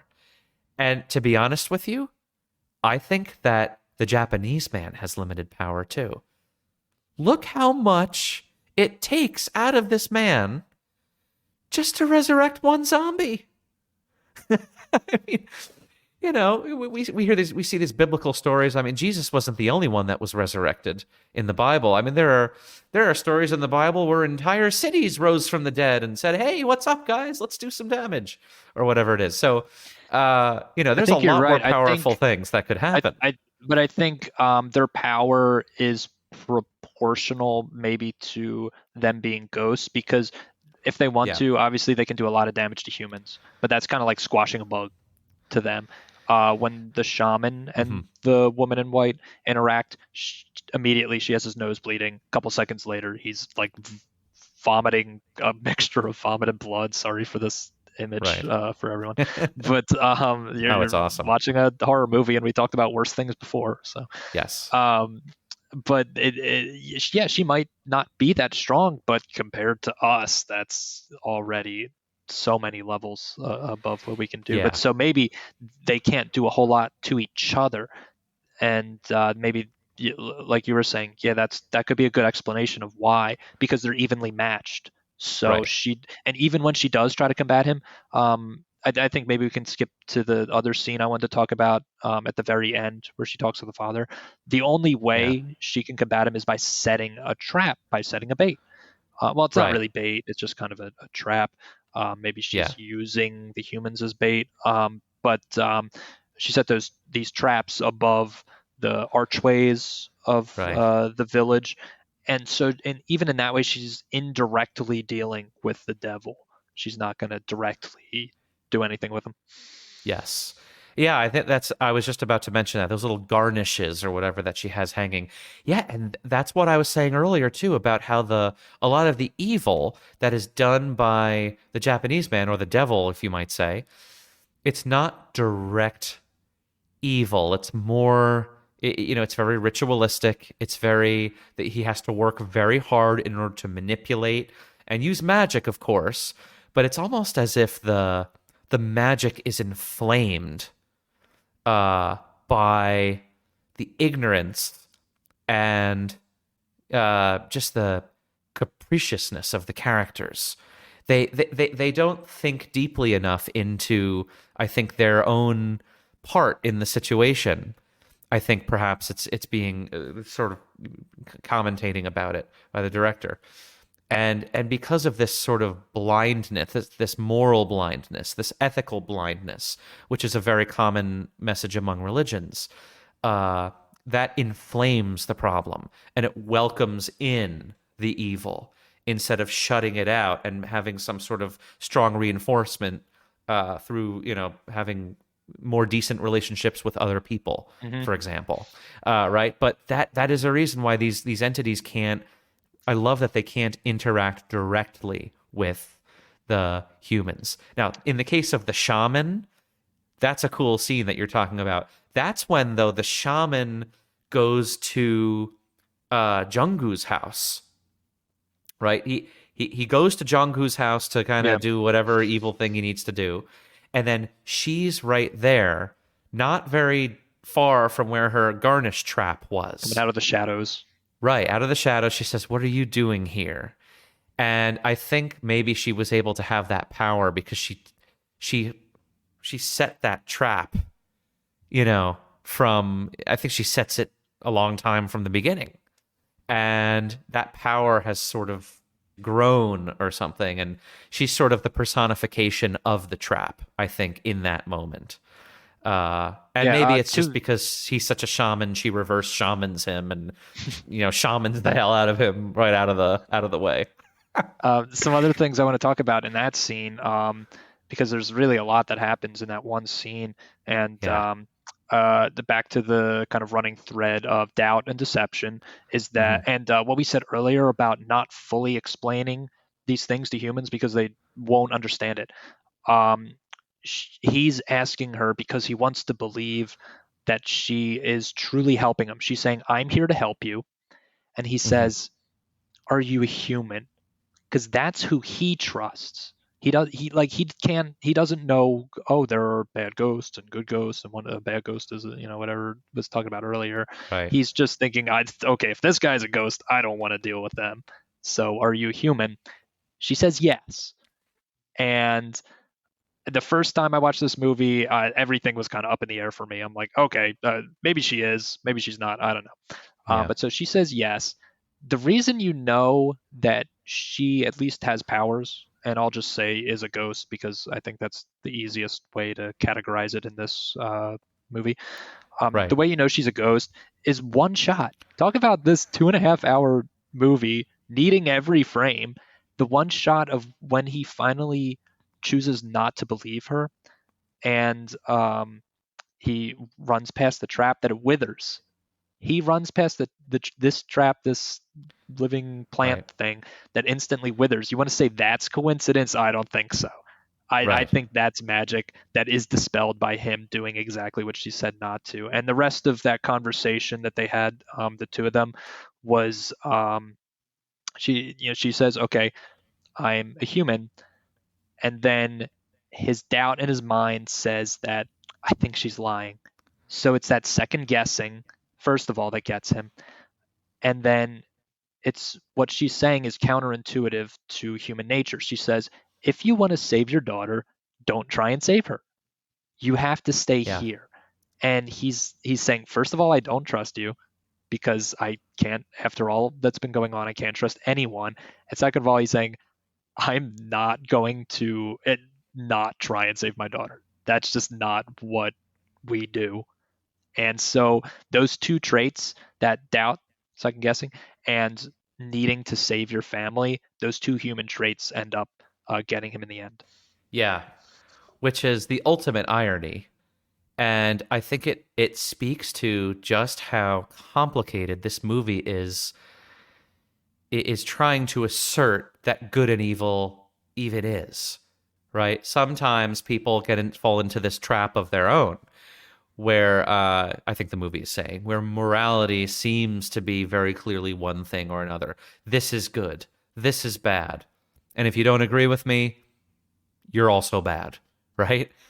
This movie is personifying these ideas and these branches of philosophy, and it's forcing them to do battle in front of our eyes, and our eyes and our brain just don't know exactly how to digest watching the battle take place, right? And that, I think, is such a powerful and an amazing aspect of art, of film art in this sense, the medium that is visual as well as auditory.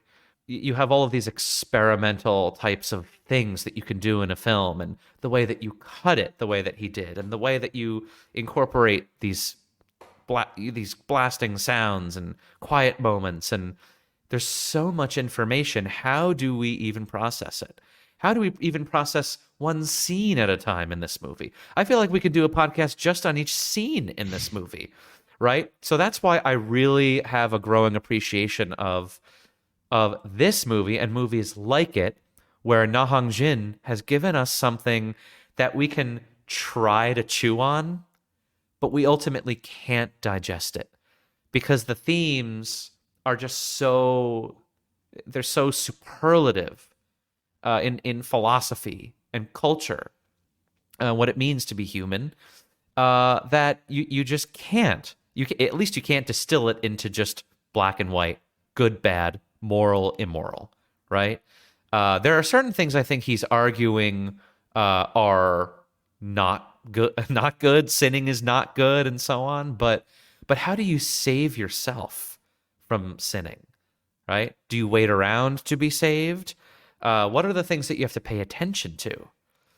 Right? These are the things that are deep questions that this movie is asking you and challenging you by thinking about them and not answering them. It seems to suggest the way to refrain from sin is to deny human behavior. Is to say, don't doubt yourself, don't love your family, don't feel guilt over a murder and things like the things that you can't help yourself from doing. As long as Yeah. you do that, then okay, you're fine. But these are the Right. things that the people do in this movie because that comes naturally to them, and then Right. that's how bad things happen. So it's really like it's very determinist in that way, to use some Mm-hmm. philosophical terms, to say if being a human and doing human things is going to damn you, then we're all damned because we can't stop ourselves from doing that. Yeah. Free will and determinism. That really leads me to a question that I have for you, because this is something that I had a little bit of a problem with for this movie. This moment that you're talking about. He meaning Jung-gu he's expected to trust this ghostly woman can totally feasibly, in the eyes of the character, be the source of evil, right? Because how is he really supposed to know to trust the shaman who's telling him that she's bad? How can he really trust her to tell him that the shaman is bad? He's completely caught in the middle. Isn't that an innocence? Isn't that, as opposed to choosing something that you know is unethical or that you know is immoral? He is technically choosing something that he thinks is ethical. He's trying to save his daughter, and it's mere blind faith that is supposed to be the catalyst here. But there's absolutely no way for this character to ascertain which is the good force and which is the evil force. So my question to you is, what do you think about this moment where he ends up choosing not to follow the woman? Is that truly an immoral choice or an unethical choice? Because if he truly believes, and has every reason to believe in that moment, that she is evil, isn't he completely innocent as a thinking agent? I would say this is also debated as a philosophical topic. Is choosing not to choose, is that a choice? If you're saying A and B, red pill, blue pill, I'm not taking either. Mm-hmm. Is that considered a choice? I mean, most people I think nowadays consider, and then you have to kind of wrap yourself around in tons of logic to say, well, actually, choosing not to decide isn't a choice. I'm not really interested in any of that. But is it the right? Where was your question? Is it the right choice for him? Yeah, is it true? Is it even ethical or unethical at all? Because he doesn't know. The ethics and the morality is not defined in this moment. He has no idea. It just kind of goes with his gut, which seems to be that the movie is arguing for free will. We have free will. We can decide our own fates. Yeah, right? I think what he's saying, what he does here, I think is, even though it's the wrong decision, I think it is the ethical decision, because yeah, he doesn't want to put his faith into someone, and he wants to do it himself. Because even if she could do it, he's no longer interested in dealing with any of this kind of world, any of this kind of relying on someone else, because he's already seen a lot of people screw him over. The shaman screwed him over. He thought he was helping, but now he's gone. exactly. So I'm going to fix this myself. And those are his final words.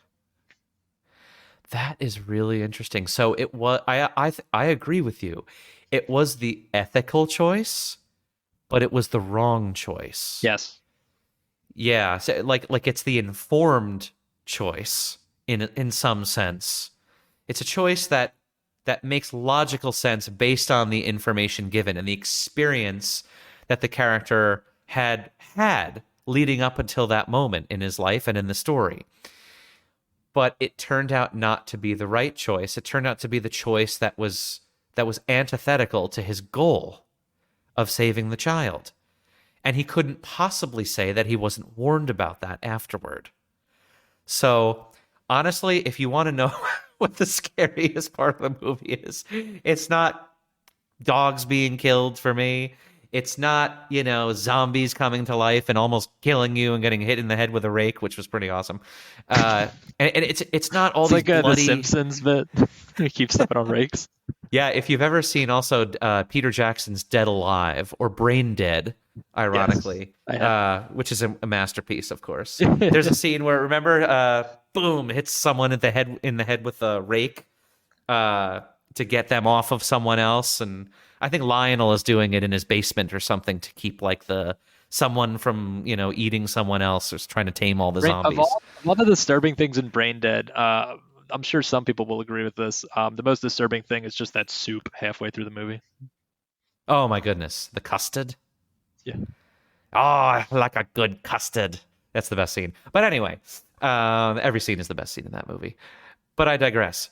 I think that the scariest thing in this movie to me is that moment where, and this is why I had some trouble chewing on it. It was because that moment seems to argue that, hey, we have free will. Not everything is determined. There are these forces that somehow are surrounding us and are present with us that allow us to have an informed decision. But whether it's the moral decision or not is completely unobtainable. Yeah, free will sounds like a great thing. Who wouldn't want that? But the scary thing about free will is it allows you to make the wrong decision. Yes. The most catastrophic decision. Even with the best impetus, right? And that to me is terrifying. I happen to be a determinist, so that's a conversation for another day. But if there's an argument for free will out there, and it truly is so that we have free will, then this movie is terrifying, absolutely terrifying in that respect. And maybe that's what he was going for. This segues well into I want to say the last scene I have to talk about is the one that scared me the most, because you said this scares you the most.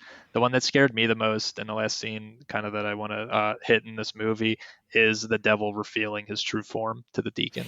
Yes. So what I'm going to do is, everyone, there's like just literally infinite things to talk about here, but let's go right into the closing here, because I want to give a little bit of time for us to just kind of give our kind of final takes and just talk about these moments at the end and just really have a fun time with them, because this ending is something else.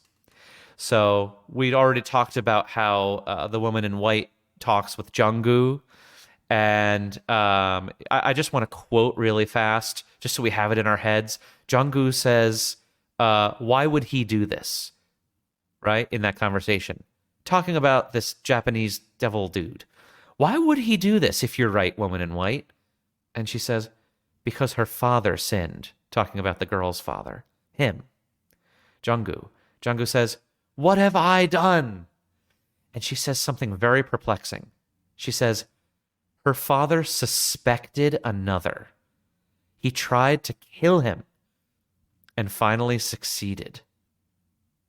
Jung-gu's very confused, and he chooses to go back right after seeing the pink hair tie and all that. And then, of course, going back, the little garnish withers, and we said what happened there. But this is what I consider to be the closing. And this is, I think, what you're talking about. Let me summarize it really fast. Jung-gu returns. He finds the house is very quiet and still. And he enters kind of the room beyond the kitchen and sees his dead wife. And he says to her, look at me, look at me. And she's just kind of dying. Then he falls to the floor defeated, and he sees a possessed Hyojin kind of in the kitchen area or whatever in that next room, just kind of staring back at him, the daughter. He cries hysterically, and he tells her to come here. He's admonishing her to come here, little Hyojin. And then we're kind of cross-cutting this with the Japanese man who is in this sort of like fiery cave thing, or it looks like that, right? With the deacon, like you were talking about. And he starts to use that Bible quote that we were talking about from the beginning. He's almost mocking it, you know? And the woman in white has this moment where she laments because she's failed trying to save probably yet another villager. After all, that same garnish was there in the beginning in that first murder scene, right? That Jung-gu notices. So apparently she's been trying to help other people too, and they've been failing. And then the shaman arrives, and Hyojin sits outside, kind of just with this blank look like a lot of the other murderers have been, waiting for the shaman almost. Then the shaman goes in, doesn't really pay her any attention, takes pictures of the dead family. Like he's apparently been taking pictures of all the other dead families. And that kind of reveals also that he truly works for the Japanese man. And the shaman gathers these photos that he dropped of all the victims, and that's yet another way that we know. And packs up his car. Maybe he's on to the next village to debauch. And this final image, very striking. Jung-gu is in despair and denial, it seems. He's waiting to die, and he's delirious almost. The camera slowly tracks in toward him, and he says in whispers, "It's okay, my baby. You know Daddy's a policeman. I'll take care of everything. Daddy will." And while his dialogue is happening, we cut quickly to an image from the past of Jung-gu and his daughter Hyojin laughing while on some sort of a ride together. Kind of remembering, it almost reminded me of American Beauty, when he met his wife and they were on like a ride in the fair or something. There's a cutaway to that too. And we continue to close up on the dying protagonist, and we dissolve to black as he says that last line, "Daddy will," as he dies. And then it cuts to the first credit. So, Stonehouse, please tell us your thoughts on why you think this is the scariest scene. And of course, I purposefully left out there where the devil takes his true form because I want you to kind of talk about that. But why was this the scariest, and what does it mean to you?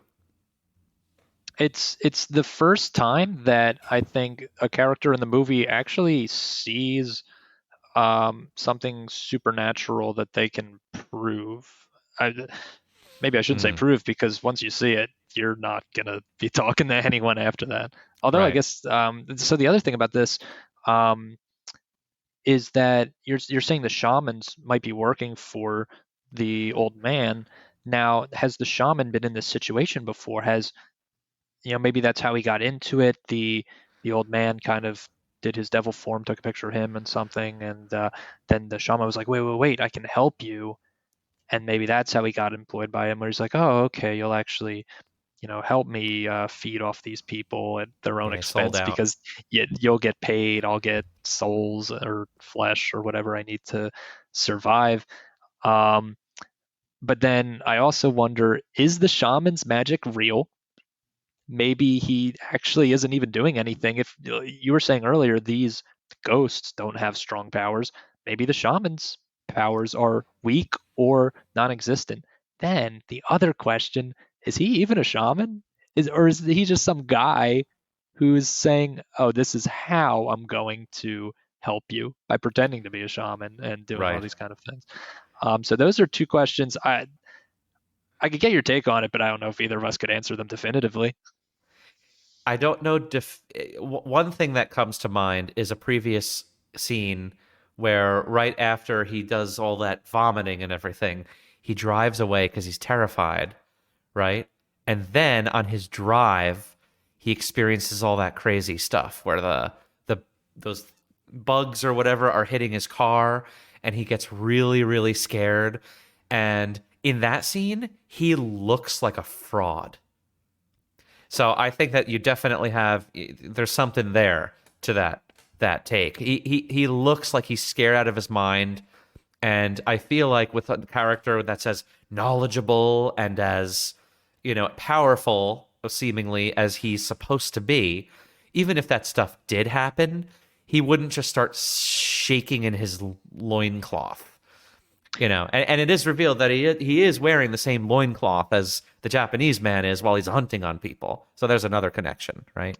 Yeah, and going back to talking about earlier about how this is a great story beat, but you can get more out of it depending on how you interpret it, because there's a lot there. Our story beat is that the shaman is not as powerful as we thought or he thought. Whether or not he's a real shaman or not, whether or not he thinks he's a real shaman or not, that's all up to us. But we still get so much out of it, and we get so much more depending on what we think about it. So back to the cave. Up to this point, none of the characters see that the flower thing withering away when he runs through the trap. So he doesn't come face to face with anything other than this regular woman's form saying, I'm a human. So that's not very supernatural. The things in town you said could maybe be explained by those mushrooms. That's what people are saying. So it's only this scene where the old man slowly turns into the devil that we come face to face with the evil, the demon, the devil for the first time. And the way it unveils so slowly, but you know what's happening, is just Yeah. perfect horror and suspense, because he could pop Yes. out and go blah, and we all go, ooh, that was a fun movie, and let me Yes. fling my popcorn up in the air because I was scared. But to draw it out over maybe 5-10 minutes and cross cut it with other scenes, and then it cuts back, and you're in your a deep feeling in your gut, you're like, oh, I'm back here, I'm trapped, and I'm going further in. The other Yes. interesting thing about it is the level of this is happening to the deacon, the man who's supposed to be of faith, and he's supposed to fight against these things and be for Yes.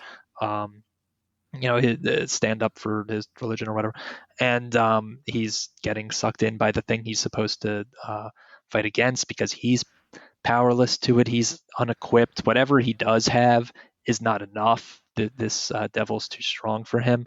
And Yes. you're getting that imagery of the photos being taken, and that connects with earlier of where you see the photographs on the wall. You know all those people are victims because we've seen them as victims before. Now we know this guy in this current situation is the next victim.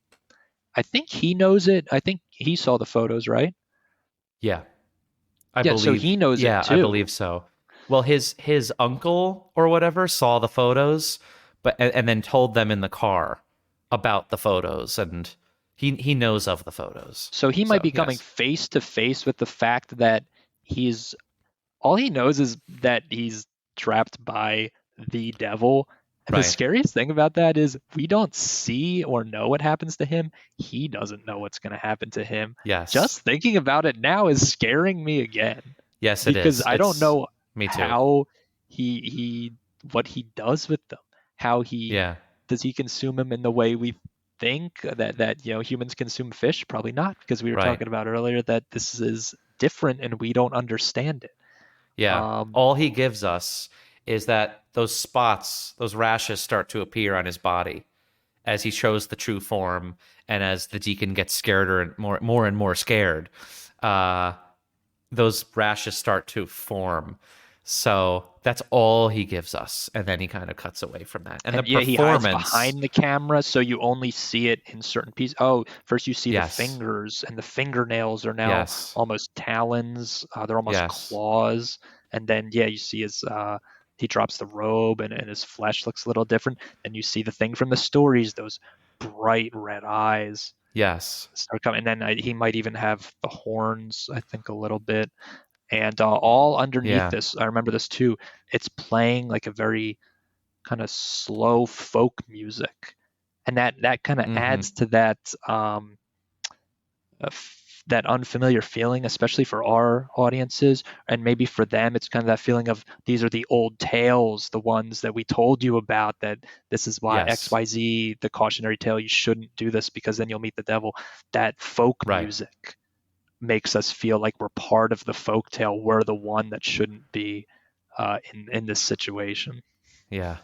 It reminds me of, I forget where I heard this for the first time, but the most evil thing that the devil ever did was convince the world that he didn't exist. Oh, I want to say it's The Usual Suspects. Oh, it could be there. I I've mean seen that it they used in they a probably bunch of different lifted it things. somewhere, yeah. But that's the Yeah, one that comes to mind for me first. I'm that. sure that movie lifted it from Yeah, somewhere, but yes, yeah, they definitely used it there, I think. yeah. A little Kaiser Soze for you. Yeah. But there's that, and yeah, that's absolutely terrifying. There's so much to say about that, from the performance uh, of the Japanese man uh, as the devil. There, like you said, the reveal, the lighting, and Yeah, I the was also fire thinking, making it hell, yeah, exactly. It looks like a cave in the ninth circle of hell. and the way you set it on Earth is kind of like hell is here. It's not some other play it, like the way we think about it is Yeah. just so far away, so far removed from our daily lives. Oh, we'll think about Yeah. that later. Oh, I hope I don't go to hell. Hell's here, and Yeah. you could go there. And that's another thing Yes. that's scary about it. Yet talk about Yes. earlier what we were talking about, the familiar and the unfamiliar. They set this meeting with the devil in a familiar place. Right. It's also affecting and effective.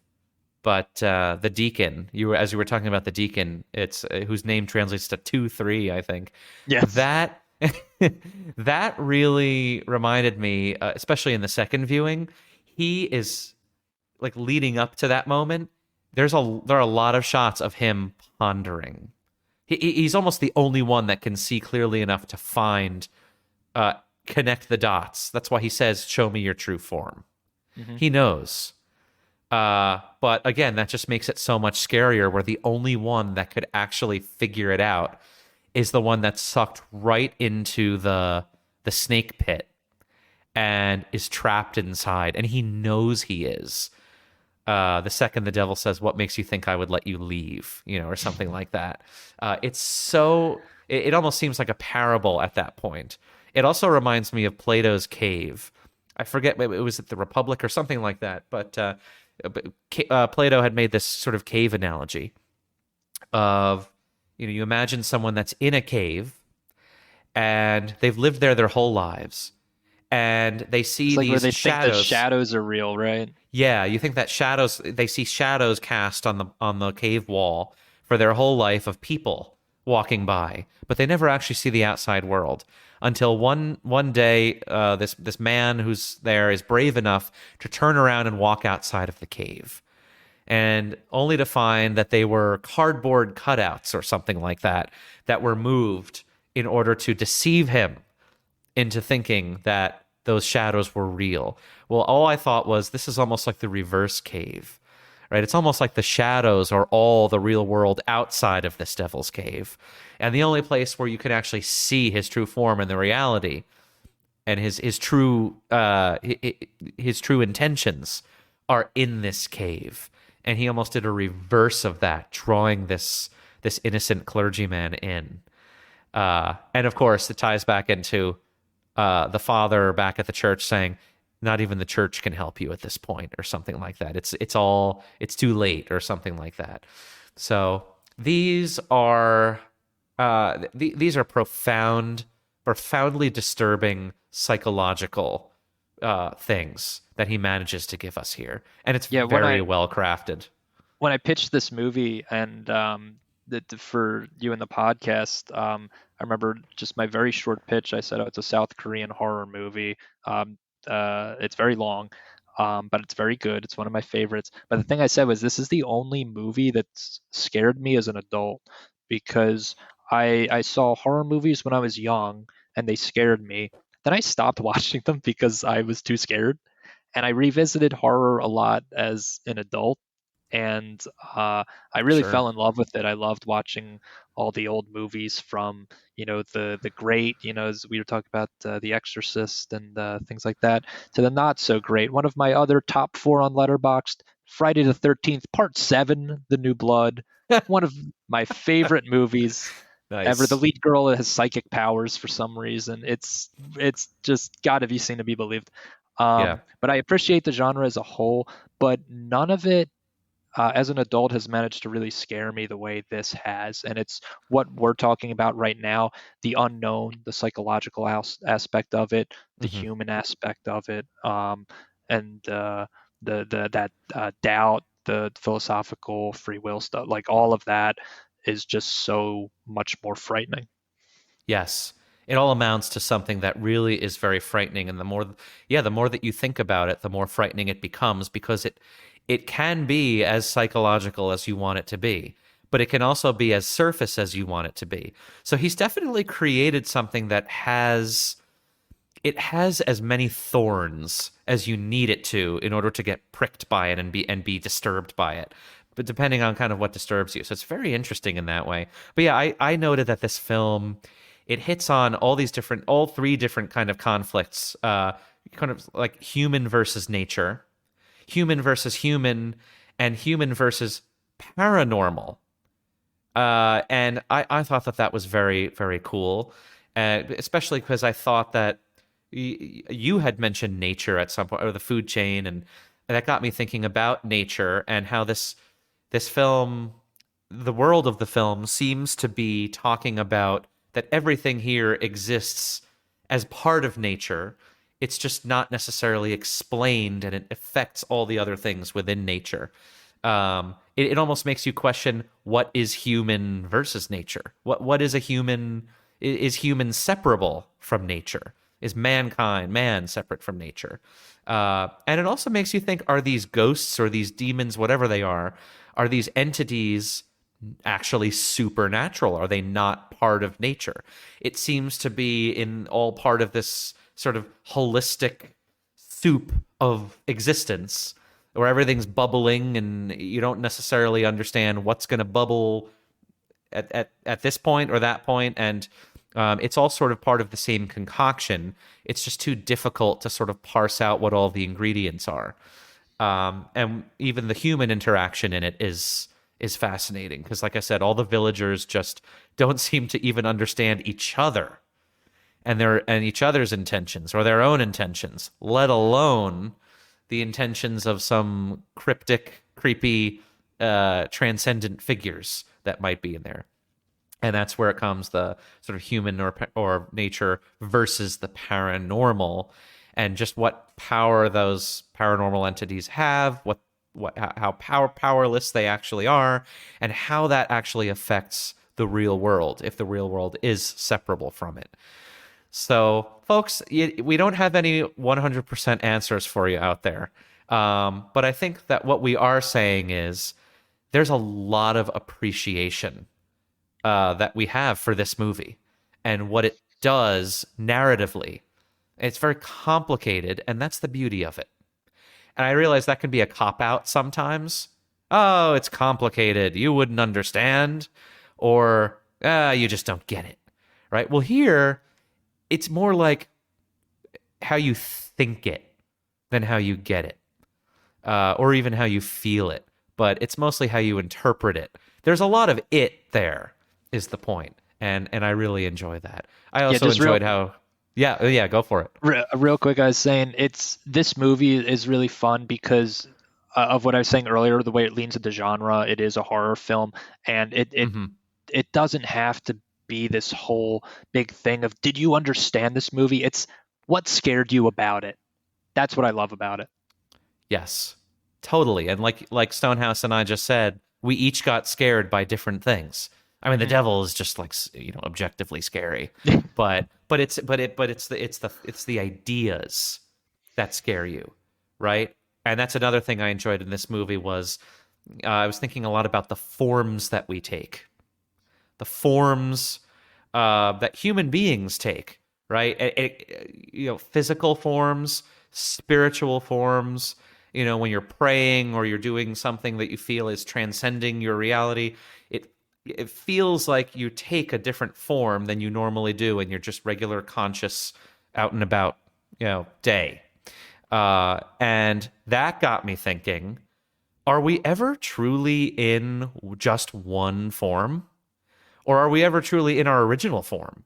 Are we not performing somehow?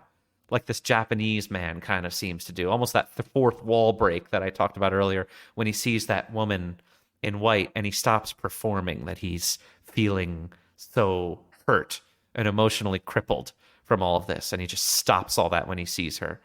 Are we ever actually, as humans, not trying to outsmart each other, or not trying to play some kind of a game with or against each other? That's all a factor here, I feel. And again, you have to kind of ask yourself, what is your true form? It's very, very fascinating and creepy. And this film just compresses those two together beautifully. Good luck watching this one without having some nightmares, man. But that's not my fan question. My fan question for this episode officially is, what moments of The Wailing stuck with you the most in your time thinking about it after you watched it? Can you figure out why that is? Like and I think a lot of other people, I think Stonehouse, you would probably agree, after watching this movie, these images kind of stay seared into your mind. They stay with you. Like all of this iconography in the movie and the sounds, the images, the characters, the things that they do, the things they say, their motivations. There's so much here. It's almost like reading multiple stories from the Bible and then somehow trying to, make sense of all of it. Yeah, you know what? The first thing I did when I finished the movie, not directly after, maybe after a few days of thinking about it, I never, and I have never looked up ending explained for this movie or for any movie. I'm not interested. Whatever I get out of it is what I get out of it. Sure. The first thing I did is I went to YouTube and I looked up. I wanted to watch the devil revealing his form again because it just caught me. So it we were talking earlier about hypnosis. It hypnotized me. It drew me in. I was so afraid and scared because of how long it was taking and how he couldn't escape. That character, the deacon's back was against the wall. There was nowhere for him to go. He was just, he wasn't turning and trying to run. I think he kind of knew he was screwed either way, and maybe this was his way of prolonging those last few seconds or minutes of his life. I don't know. But all I know is when this movie was done, I didn't want the explanation, but I wanted to feel what I felt again after watching it because I hadn't felt that in such a long time. Yeah, it's so raw, that feeling, because like you said, it hits to the core of whatever your fear really is, because that's basically just your fear personified. It's such an existential fear, I feel like, at the end. The fact that there is this evil in the world, and this character, like you said, that's supposed to be the one force that can work against it, is just lured into it. And the way that character laughs at the deacon, mocking him for even trying, is just viscerally frightening the more and more you think about it. I'd also kind of like to say, just at the end here, Na Hong Jin made another film. I think this is one of the first ones that he was really famous for, The Chaser. And I don't want to get into it, but I'll just tell you, that film, it'll give you a little bit of extra perspective on this one, because he is very experimental in what he does with narrative in this film, and I believe all of his films, but these are the two I've seen of his. But The Chaser really breaks one hell of an important narrative rule in a big way, and it just messes with you. And if you want something similar, at least in the sort of narrative fashion that he weaves this web in The Wailing, check out The Chaser, and expect your eyebrows to raise up a little bit with that one as well. So I would like to extend a huge thank you to Stonehouse. You have been so fun to talk to about this. Your passion is so clear about this movie, and you made me more passionate about it in doing so. That's my goal. Yes, you got me. You got me. But the movie got me. I mean, it's the more that we think about this, the more we talk about it, the more I just want to rewind the damn thing, which shows my age, and watch it all over again. Kids, there used to be videotapes. Thanks a lot for having me on. And I liked that our conversation was less explaining the plot points of the movie and more interpreting, the meaning behind them, the different things that they mean, the interpretations, and really getting to those kind of conversations, I think made it really interesting. Yeah, that's what I think this podcast has on other podcasts. That's what I wanted to do here, is to talk about the meaning and not just about the plot, right? And that's why we make these movies in the first place, to be talked about and discussed. That's why we make all these decisions, and we make movies like The Wailing, so we can have these intricate discussions, because it's an intricate film and it deserves it. So thank you again for helping me out with this. So that you guys can read more of Stonehouse's work, I'm going to include his Letterboxd link in the description of the podcast. And if you want to go by his handle, it's at Stoned House, StonedHouse, which is a pretty badass handle, if you ask me. I love that. Thank you to Stonehouse again, and thank you to all of the fans for listening to the podcast and sharing the podcast, which would be much appreciated, and reviewing and liking and subscribing on whatever channels that you've received this on. And I hope that you stay with us, and I hope that you keep getting value out of these episodes, because this is what we live for, and we want to get you in on the discussion. Don't be afraid to reach out to us. The podcast direct email is speakingcinemapodcast@gmail.com. I'll see you on the next episode.